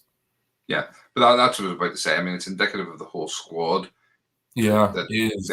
Their abilities aren't able to do that, and that's where, you know. And I'm not just picking on number 34 here. And somebody else, you know, was saying this, say about the thing about needing a Fabregas style player. It doesn't matter who that's to replace, but that is the sort of player we need. And I know Odegaard wasn't everybody's favorite player, but if you actually looked at Odegaard's movement, that is something he does well, is he looks around to understand where players are before he even receives the ball. So, you know, it is an issue, as you say, with not just number 34, but with the whole team. The problem was that aside from Smith Rowe, he was our captain and was there to try and make things happen. And his only pass seemed to be playing the ball out to Tierney. And then, as somebody, I think it was Gary, had commented, you know, or no, Chris had commented about the fact that, you know, he was running up and firing these crosses in. There's nobody in the box to get onto the end of them. And then Gary saying that, you know, he was on another podcast or something, and I'm trying to find where it was. But basically, you know, why isn't he, you know, why is Tierney not looking up, seeing there's nobody in the middle, and then just going backwards and resetting? Well, for me, that kind of defeats the purpose of everything Tierney does then. You know, if our forwards can't keep up with him and can't read the play to be in the box and push on into the box, and if the defense, you know, if the midfielders, the likes of number 34 and stuff, can't push on and get into the box to provide someone for him to swing that ball into, or even someone to pick up the scraps when it goes in and the defender goes to clear it, you know, then that's an issue in itself. You know, we're wasting Tierney's ability if we take that away from him. Yeah. So, all right, we'll move on. Keith, whether it's the process of the players when going forward, you have to gamble either by playing the pass or anticipating the opportunity. Yeah. I mean, these players, they have to man up a little, and you know, they can't use the excuse, well, we're, you know, that's not what we're told to do. If you see the space, if you see a gap, make the pass, man. Play the ball into it. Yeah. You know, I played football when I was younger. I played other sports. I played rugby. I played a bit of hockey and different bits and pieces. And there was loads of times I went against what the coach told me to do because I seen something else that you know was an opportunity that was there, and without risk, there's no reward. So even you know, as Keith says, you have to take the gamble, whether this is Arteta's tactics or not. If you see an opening, you put the ball in that opening. 100%. Because you know what? If he scores a goal, you know, if he passes that ball into Martinelli in that situation, and Martinelli puts that ball in the back of the net, do you think Arteta's going to say, no, you should have passed it to Tierney? He's going to go, thank God you just scored because you got us out of a hole. Yeah, 100%. Well done for seeing the pass. Yeah. So anyway, we'll move on. Lottie, another one of the bright sparks, and you seem to be benefiting here from the sort of bright sparks, was one of your favourites, Sambi. How did you think his debut went? Do you know what? It wasn't great, but I think we slowly starting to see, from what I've been watching from the Anderlecht seasons, the last 2 seasons. I'm still going through the footage, but we're starting to see the kind of long shots that he takes. He went over the crossbar and he went slightly wide through the game, which is like we were missing goals last season in the midfield. I mean, his defensive defensive skills, I should say, need some work, but going forward, he's been brilliant. I'm still really excited about him joining us, and I just want to see how he grows into the team. I think my only concern at the moment is the fact that he's playing alongside 34. 34 is a bit slow, and this kid's got a bit of speed on him.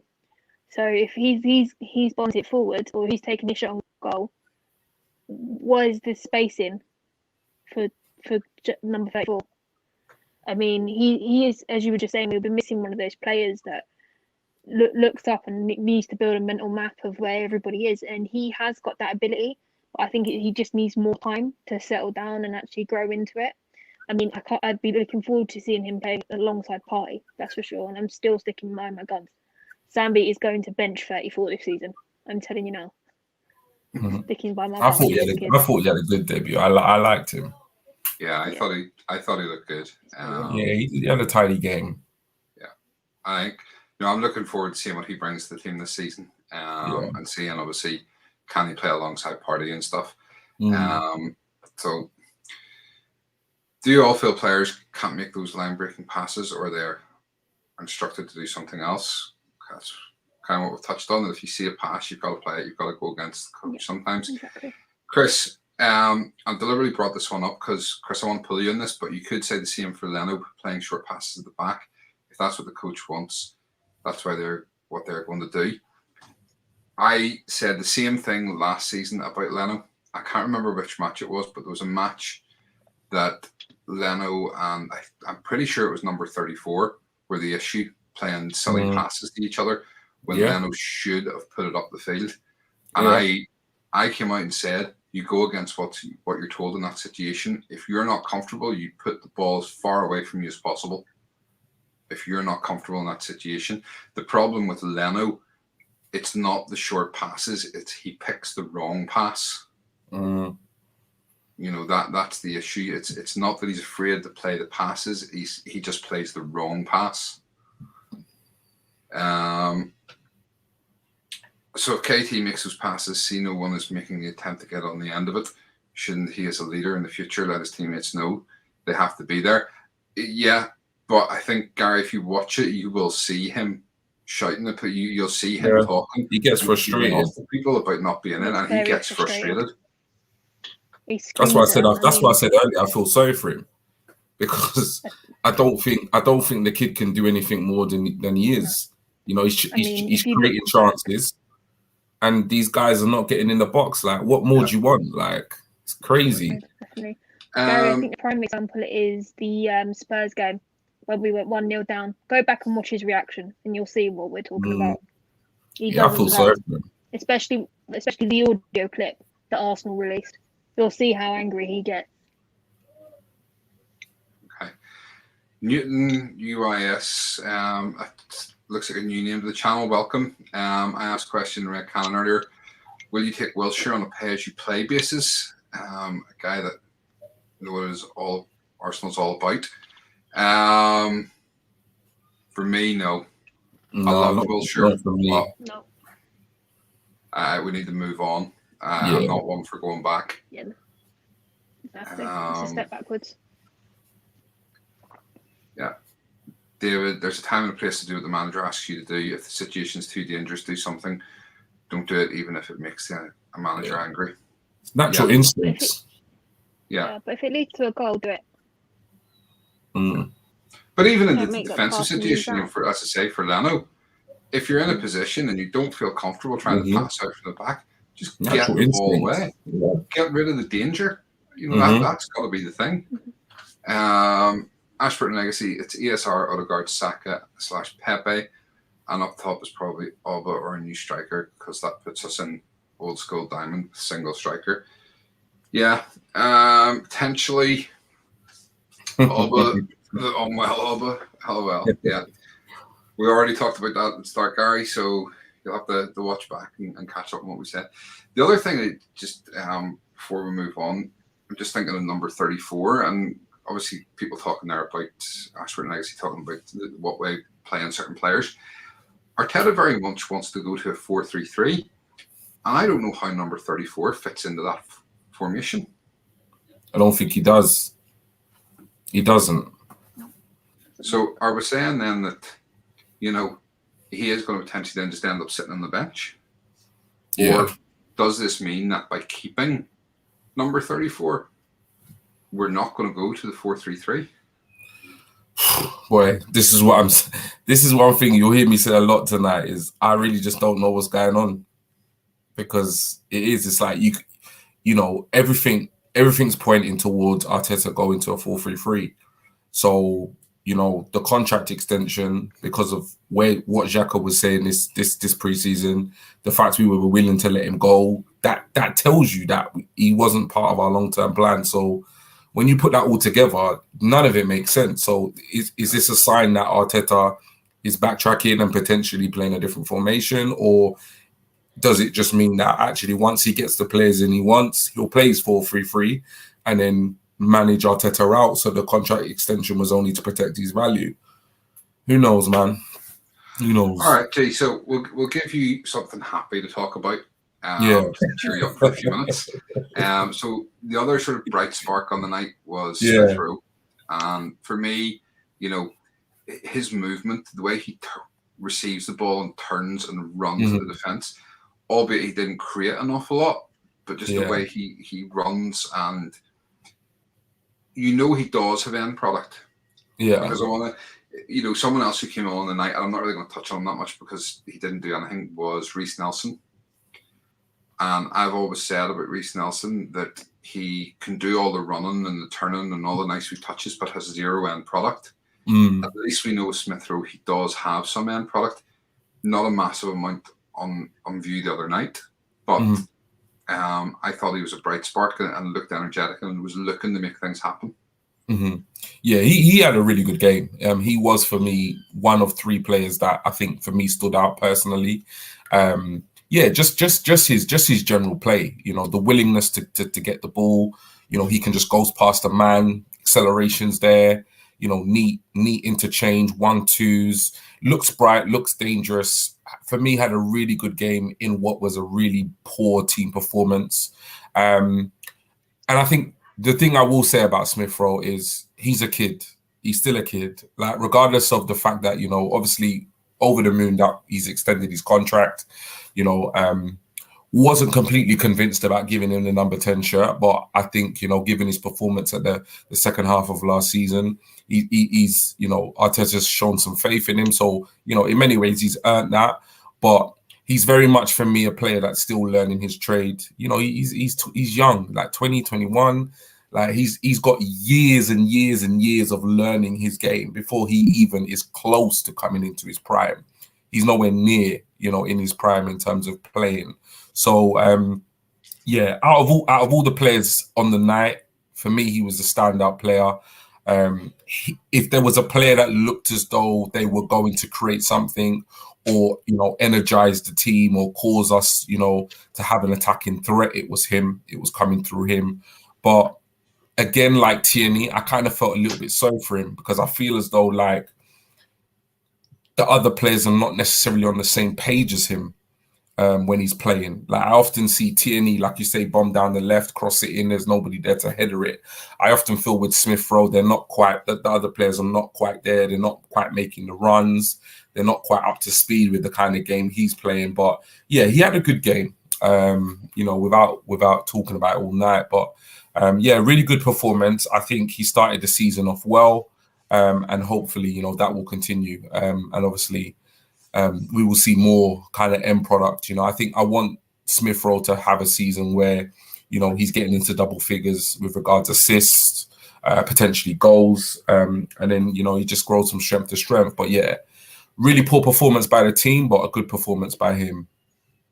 Okay. Couple of comments then. Let's see. Just so everybody knows, Lottie's having a little bit of difficulties with her Wi-Fi tonight, which is why she sort of dropped in and out a couple of times. I can see her waving at me, wanting to come back on. Sorry, There guys. we go. I had to flick over to my 4G. My internet's gone. I'm having a fight with it tonight. No worries. ASR, I think, is more of a box-to-box midfielder rather than a creative mid. Give him freedom to do that. And to get the best out of ESR, we need Odegaard-type ball carrier. He can't do both. Yeah. ESR is a bright spark and has plenty of time to develop further. Absolutely. Yeah. If we had 11 players with the drive and intensity of ESR and KT, to name just two, we'd be in a much better situation right now. When times are hard, you battle. and match the intensity of the opponent. Yeah, and I mean that's something we did not do the other night. We knew that Brentford's intensity was going to be high, and yet we didn't match it, and that's what ultimately cost us. Yeah, If we had matched their intensity and we would have won the game. ball in the back of the net, we would have been okay. Mm-hmm. But there was no energy, and say apart from KT, ESR, Sambi to an extent, and Tavares when he came on. Yeah, they were the only ones that I really felt had any sort of real spark. I think Pepe probably would have had a bit more had he had someone at right back that was helping him. But the fact was he was being marked out of the game. He generally had 2 or 3 players around him, and he was getting frustrated. You could see it. Mm-hmm. So I don't. We're going to come on to Pepe now, so I maybe take this one myself just and say, for me, Pepe, he had a poor game, but it wasn't through his own doing. As I say, he didn't have Chambers overlapping and helping him out, giving him an outlet. He was being marked continually, as I say, 2 to 3 players on him all the time, and he just could do nothing. There was no space, and we knew that. And what was happening then was naturally the ball was just going to the left all the time. So the ball wasn't even coming out to the right to give him anything to do. We didn't try to use him. We just automatically went, right, he's not going anywhere. Let's just go. And, for me, Arteta should have seen that and changed it. He should have changed the system there and then. Martinelli, and we'll come on to Martinelli in a minute, but for me, Martinelli wasn't working on the left. So why didn't he move Pepe across and give Pepe a chance out on the left and see if he could do anything overlapping with KT? So, I mean, as I say, for me, I don't think Pepe had an overly bad game. I don't think it was overly good, but I think, it was a victim of circumstance, and he will have a better season. I have no doubt he will be one of the shining lights this season. I really think this is his season where he's going to come good, and if he doesn't, he'll have to go at the end of it. Either of you two, any comments on Pepe? I just found him very isolated, as you said. But that's about it. You've covered it all, Stephen, for me. Yeah, he's another player that I kind of feel for, because let's face it, we know what his attributes are, and we know how he plays. You just have to watch him play when he played for Lille to see how he plays. And we're not playing to his strengths, and not having a right back that can bomb forward or overlap him, he's just completely outnumbered. And it's clear, they just nullified him as a threat. And like you said, Stephen, we just instead of fixing that potential, situation and having both threats on the right and the left, we just went to default, which was past the Tierney, and became very predictable. So yeah, if we're going to get the best out of Pepe, we need him to start building a relationship with a first team right back. Whoever that is, they just need to start playing, and they need to start building a relationship, because until that happens, we're not going to see the best out of Pepe. Okay. Whose turn is it? I don't know. It's Lottie's turn. Lottie. Okay. So two starter players left to go through. I'm conscious of time, so we need to sort of speed this up a little. Yeah. Thank you to everybody in the chat. It's flying in there. Great. And thank you so many for staying with us for so long. And if you haven't done, make sure to hit that like button. And if you are not subscribed to the channel, make sure and do that now while you're listening. It's just down in that bottom corner somewhere. There'll be a subscribe button. Just hit it. Okay. So we already talked at the start about Lacazette and Aubameyang being out. And, for me, I was kind of going, I'm okay with it, because we'll get to see Martinelli and Balogun, and 2 players that are full of enthusiasm and full of good night, Gary, full of energy and full of that fighting spirit and want to win. And I didn't see it really from either of them. So Martinelli, I mean, sum up his performance on the night. He just kept going. He didn't stay on the left. He was drifting more centrally. He was stepping on Balogun's toes most of the time. but he should. I'm just surprised he didn't find the net. I mean, he had so many shots. I mean, there was one header in there, and he sort of flicked it across, but there was nobody in that spacing as per usual. But he tried, but I don't think he should be on the left. He should be somewhere in the middle because that's where he tends to operate. Okay, and then obviously, G will talk about Balogun in a minute, but Arteta brought Balogun off after sort of 60 minutes to bring Saka on and move Martinelli up top. And, for me, naturally, that's where Martinelli's going to end up. I've said it before, I don't think left wing is his natural position. I do think he is going to end up as a centre forward. But again, he ended up being subbed off as well later in the game. And it's like, he didn't do anything. And I know Chris had said it earlier on, this maybe put an end to people going on about how good he is. And I sort of joked last season as well, as, we treat him like he's the love child of Lionel Messi and Cristiano Ronaldo, the way the fans get on about him. But I think the other night showed he isn't maybe as ready for this as we want to believe. Yeah. And he still has a lot to learn, and we've got to remove that pressure from his shoulders. Yeah. In all honesty, for me, what it was a clear indication was that, I think it was good. It was good to see Martinelli. It was good to see Balogun, play. Obviously, with the absence of Aubameyang and Lacazette, we probably saw them earlier on in the season than any of us could have envisioned, obviously because of their absence. But I think, both of them are really good players with bags of potential moving forward. And it would be nice to see them, obviously get their opportunities because, I think, they're players for the future. But let's really, really see this for what it is. Balogun and Martinelli at this stage are not ready to lead the line for Arsenal. Like, they're not. That's not disputing that they're good players, because they are very good potential players. Martinelli on his day, he's had much better games. Much better games. Balogun, there is a striker there. There is a real striker there. Every level he's played, he's scored goals. Obviously, there's no guarantee that he can actually, do that in the Premiership. Time will tell. But ultimately, really and truly, Arsenal Football Club, we shouldn't be relying on these two players in order to score us our goals. We need strikers. And I think both of them, if I have to be honest, I think both of them had poor games. I think they were both practically anonymous throughout, really. Couple of half chances here and there, but for me, it really just confirmed to me that, yes, Martinelli is a decent young player. Yes, Balogun is a decent young player, but we need Aubameyang on form. We need Lacazette in the side, and if they're not going to be in the side moving forward, then we need to replace them.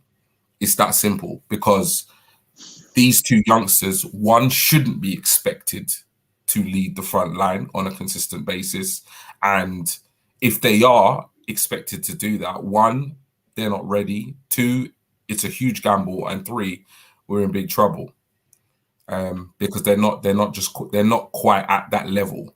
If you put them up there with an experienced striker in the middle and you play Martinelli on the left, see how he goes.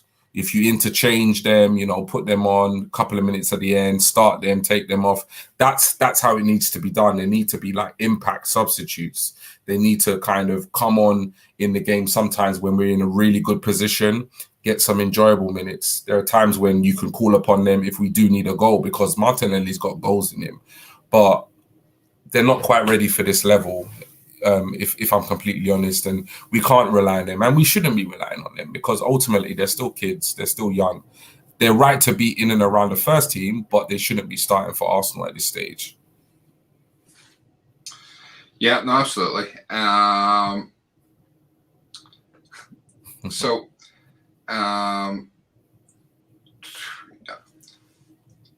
Saka then came on with about half an hour to play, and I mean, I'll just sum it up very quickly. Saka did what Saka does. He looked bright, Yeah. he looked enthusiastic, and he looked to try and create. Ultimately, it wasn't enough, and we lost the game 2-0, which leads us on then to Arteta. And this is, as I said at the very start of the show, I've gone backwards and forwards on my feelings on this over the weekend. As much as I want Arteta to do well, I really do. I mean that. As much as I said I would give him the Christmas, I am very much coming around to the way of thinking that he's maybe the right man at the wrong time. And the players at this club aren't good enough for what he wants to do. Now, I don't think you can put all the blame on Arteta, because people are saying, the players aren't good enough to do what the manager wants to do. And I'm one of those saying that, but I'm also at the same time saying that the manager isn't good enough to change to suit the players. But you can't have it both ways. Is it the player or is it the manager? Do you get rid of the players and get the players in the manager wants and see what he can do? Or do you say, well, no, the manager's not good enough, so we keep the players that we have, and then are we saying, well, actually, the players we have are good enough? So I'm kind of caught, because I don't believe the players we have are good enough. I really don't. And they need to be changed. And we've talked about this so many times. Half that squad needs to go.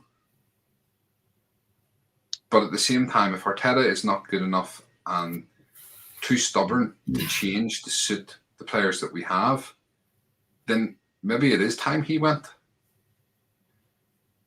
So I'm very much at a crossroads in my feelings right now towards him. As I say, the whole number 34 captaincy kind of pushed me over the edge, but that was a spur of the moment thing. But I really genuinely, I don't know where we go from here.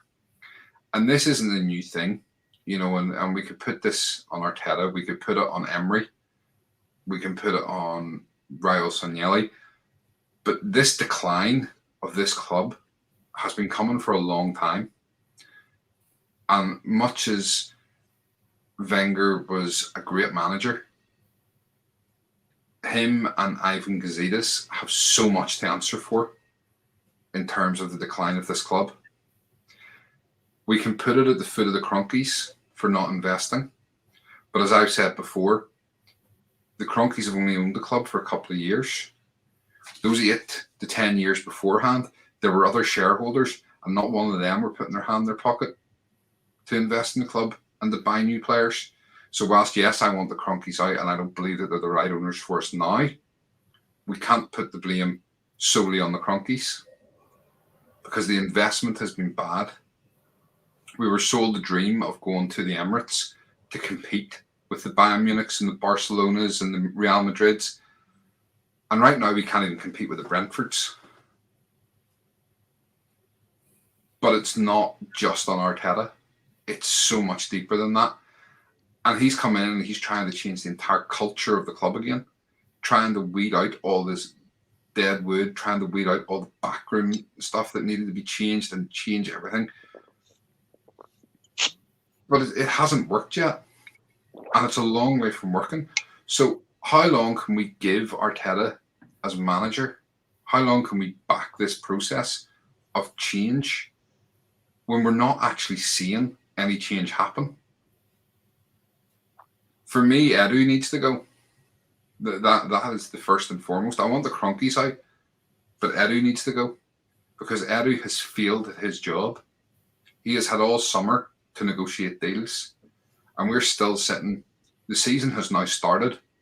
The transfer window closes 2 weeks tomorrow, and we're still sitting with Kalashnik, William, Bellerin, Xhaka, players that should have been gone, that wanted to go, that quite vocally said, we want out of this club.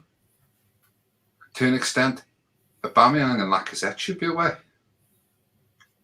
And they're all still here. We have sold Joe Willock, who I'm not particularly sad to see go, because I've said before, we need to use Hale End and sell the players to make money, the way Chelsea do. We've loaned out Guendouzi, who, much as I don't particularly think he's the right fit for the club, the one thing I will say for him is he had, here's an old word that you'll not have heard for a while, he had spunk, he had tenacity, and he had fight. Yeah. So whilst he might not have been the right fit for the club, he still had that, he had that drive and determination that we need our players to have. We've loaned out Saliba, and I'm okay with that, because even if you watch the game the other night for him, making mistakes left, right, and centre. So I'm okay with that going. I'm trying to think who else is actually left. I think Mavropanos left. He's gone as well. That's about it. That's it. None of these players were first-team players last season. The only first-team player that we have lost from last season is David Luiz. And that's because we didn't renew his contract as a joint decision. Now, whether it was a joint decision or not, I don't know. But he didn't want to stay. And albeit the club apparently didn't want him to stay either. But that's the only first-team player that we've lost. And we've replaced him with 50 million Ben White, who can't head football. So where is the issue? You know, you guys in the chat, drop it in now. Is the issue Arteta? Does Arteta need to go?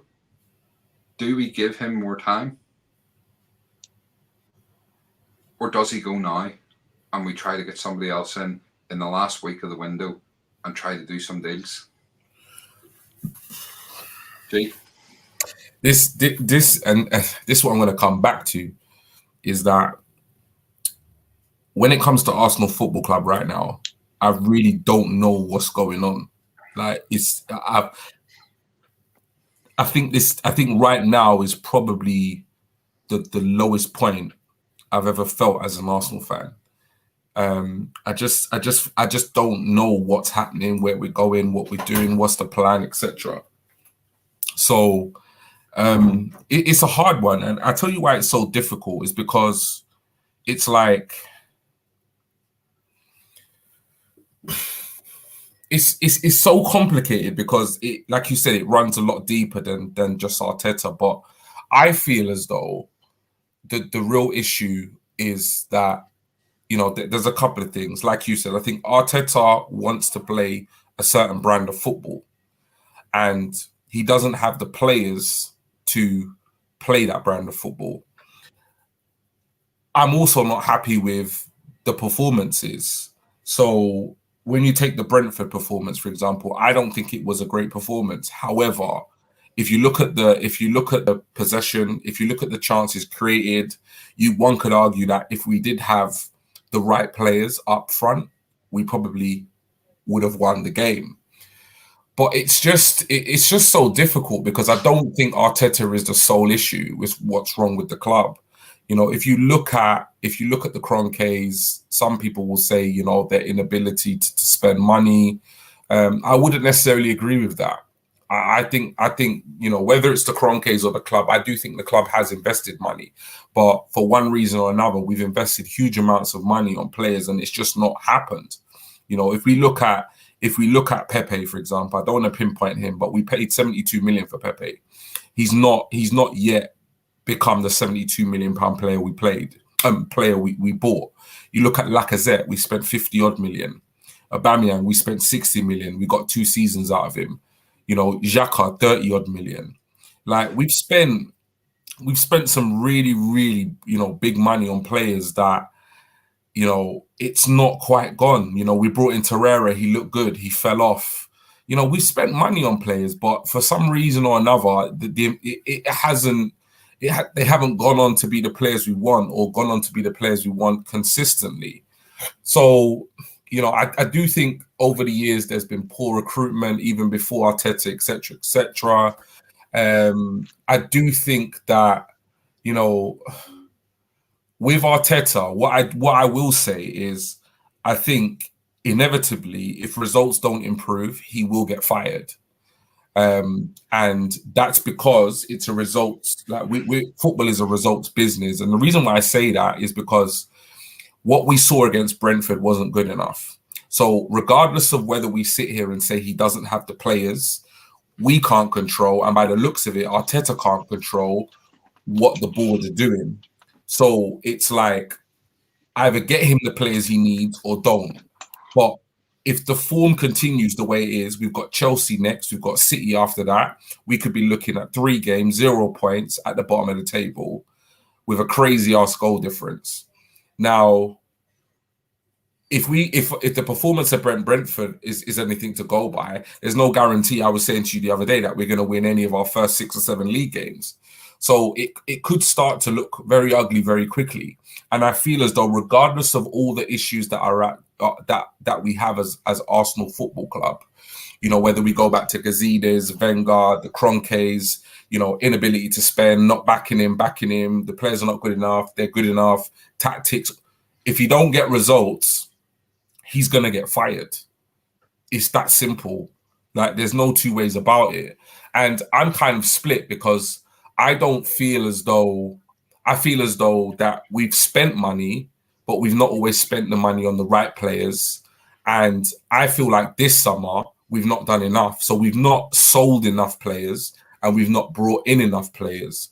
At the same time, I said it last season, as far as I'm concerned, Arsenal have a better team than Brentford. And you can't ignore the fact that regardless of what players he has at his current club, we have better players than Brentford. So we should be beating Brentford. Now, that has to fall at the manager's feet. You know, yes, the players are to blame for a poor performance, but, you know, it's like, well, you know, the manager's, at the end of this results game, the manager's job is to get the players to perform. If you can't get the players to perform, then it's a complicated one. And I'm probably just waffling on because really and truly, you know what it is? I don't really know what the answer is.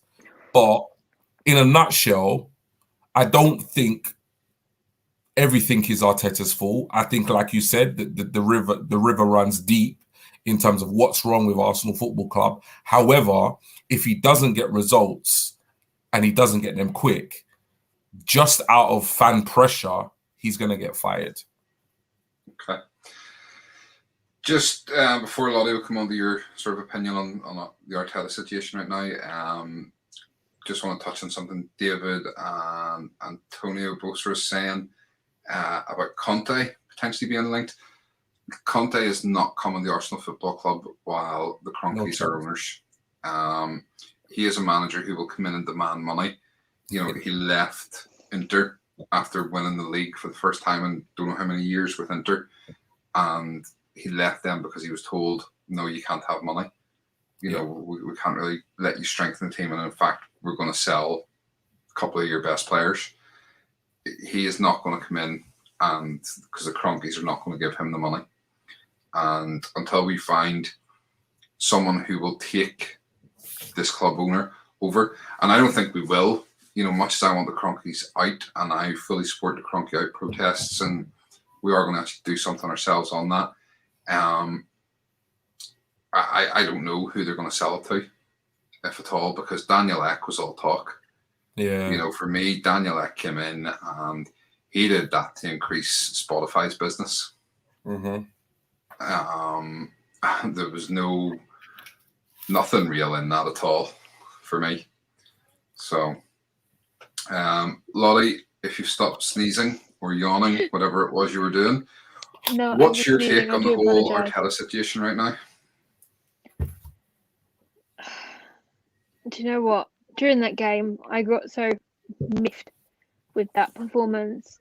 I think I might have quoted one of Blast from the Arsenal's podcast's tweets, and I completely added Arsenal and told them to do it because they were talking about maybe Conte was the right person. And I've sat there and thought about it, and I think, as you just said, they ain't going to give him the money. He's not going to come to us because we don't spend money. Well, the money that he would like to spend anyway. because we have, as G said, we have spent money over the years, but not the amount of money he would need to do to repair this team. I've had like sort of time to to calm down and like reflect on the subject, and it's a case of just he is the right man at the wrong time, as you just said. But how long is he going to keep the dressing room? I mean, we've already got signed. It's falling apart with our two main strikers. At this stage in the window, who is there that we can buy? Inter are not going to release Lautaro Martinez. He is now their main man because Lukaku's gone to Chelsea. It's going to cost 80 million. And they've bluntly refused Tottenham Hotspur anyway. So there's no way he's leaving. But who else is there at the price that we want to buy? And I can't see Arsenal going down to Championship because it's not what they do. But I'm still on the fence about it. But if we have no points at the end of this month and we go into with 0 points, he's got to the end of October. And then everyone's going to absolutely turn. Yeah. That's what I said. I said fan pressure. I'm going to the Chelsea game on Sunday. And if we get absolutely tanked, that the fans that are going, because I know most of it's not even sold out yet, they are going to absolutely turn. Yeah. And he's going to be in for a very rough season. Very rough. Yeah. And the thing is, the Kroenkes will do that because what they'll do is, they will just they'll allow Arteta to just get absolutely, slaughtered by the fans. And then, as soon as it gets too toxic, they'll pull the plug, and then Arteta will just be kind of made the scapegoat. When really or truly, we all know what's needed. 78 or 80 million is not needed for this team. They need to spend 250, 300 million pounds on this squad and a complete squad overhaul. Until that happens, it doesn't really matter who we bring in or how statistically good they are. We're not going to challenge for top 4 unless we spend money. So, but Arteta will go, in my opinion, if he doesn't get, because in all honesty, like obviously this is not a preview show, but I can't see this team getting anything against the next 2 teams we've got in the Premier League. And if results don't start coming our way very quickly after the next 2 Premier League games, the pressure's gonna be huge. It really is. Absolutely. For me, I think we kind of summed everything up tonight. For me, the next 2 are kind of he gets buys almost for the next 2 because I think we never expect to get anything. And that I read something earlier on, somebody saying, "Oh, we're accepting mediocrity because that's how we think now." And I don't think it's accepting mediocrity. I think it's just a sad state that we're in. Realistic. That we just don't expect to get anything.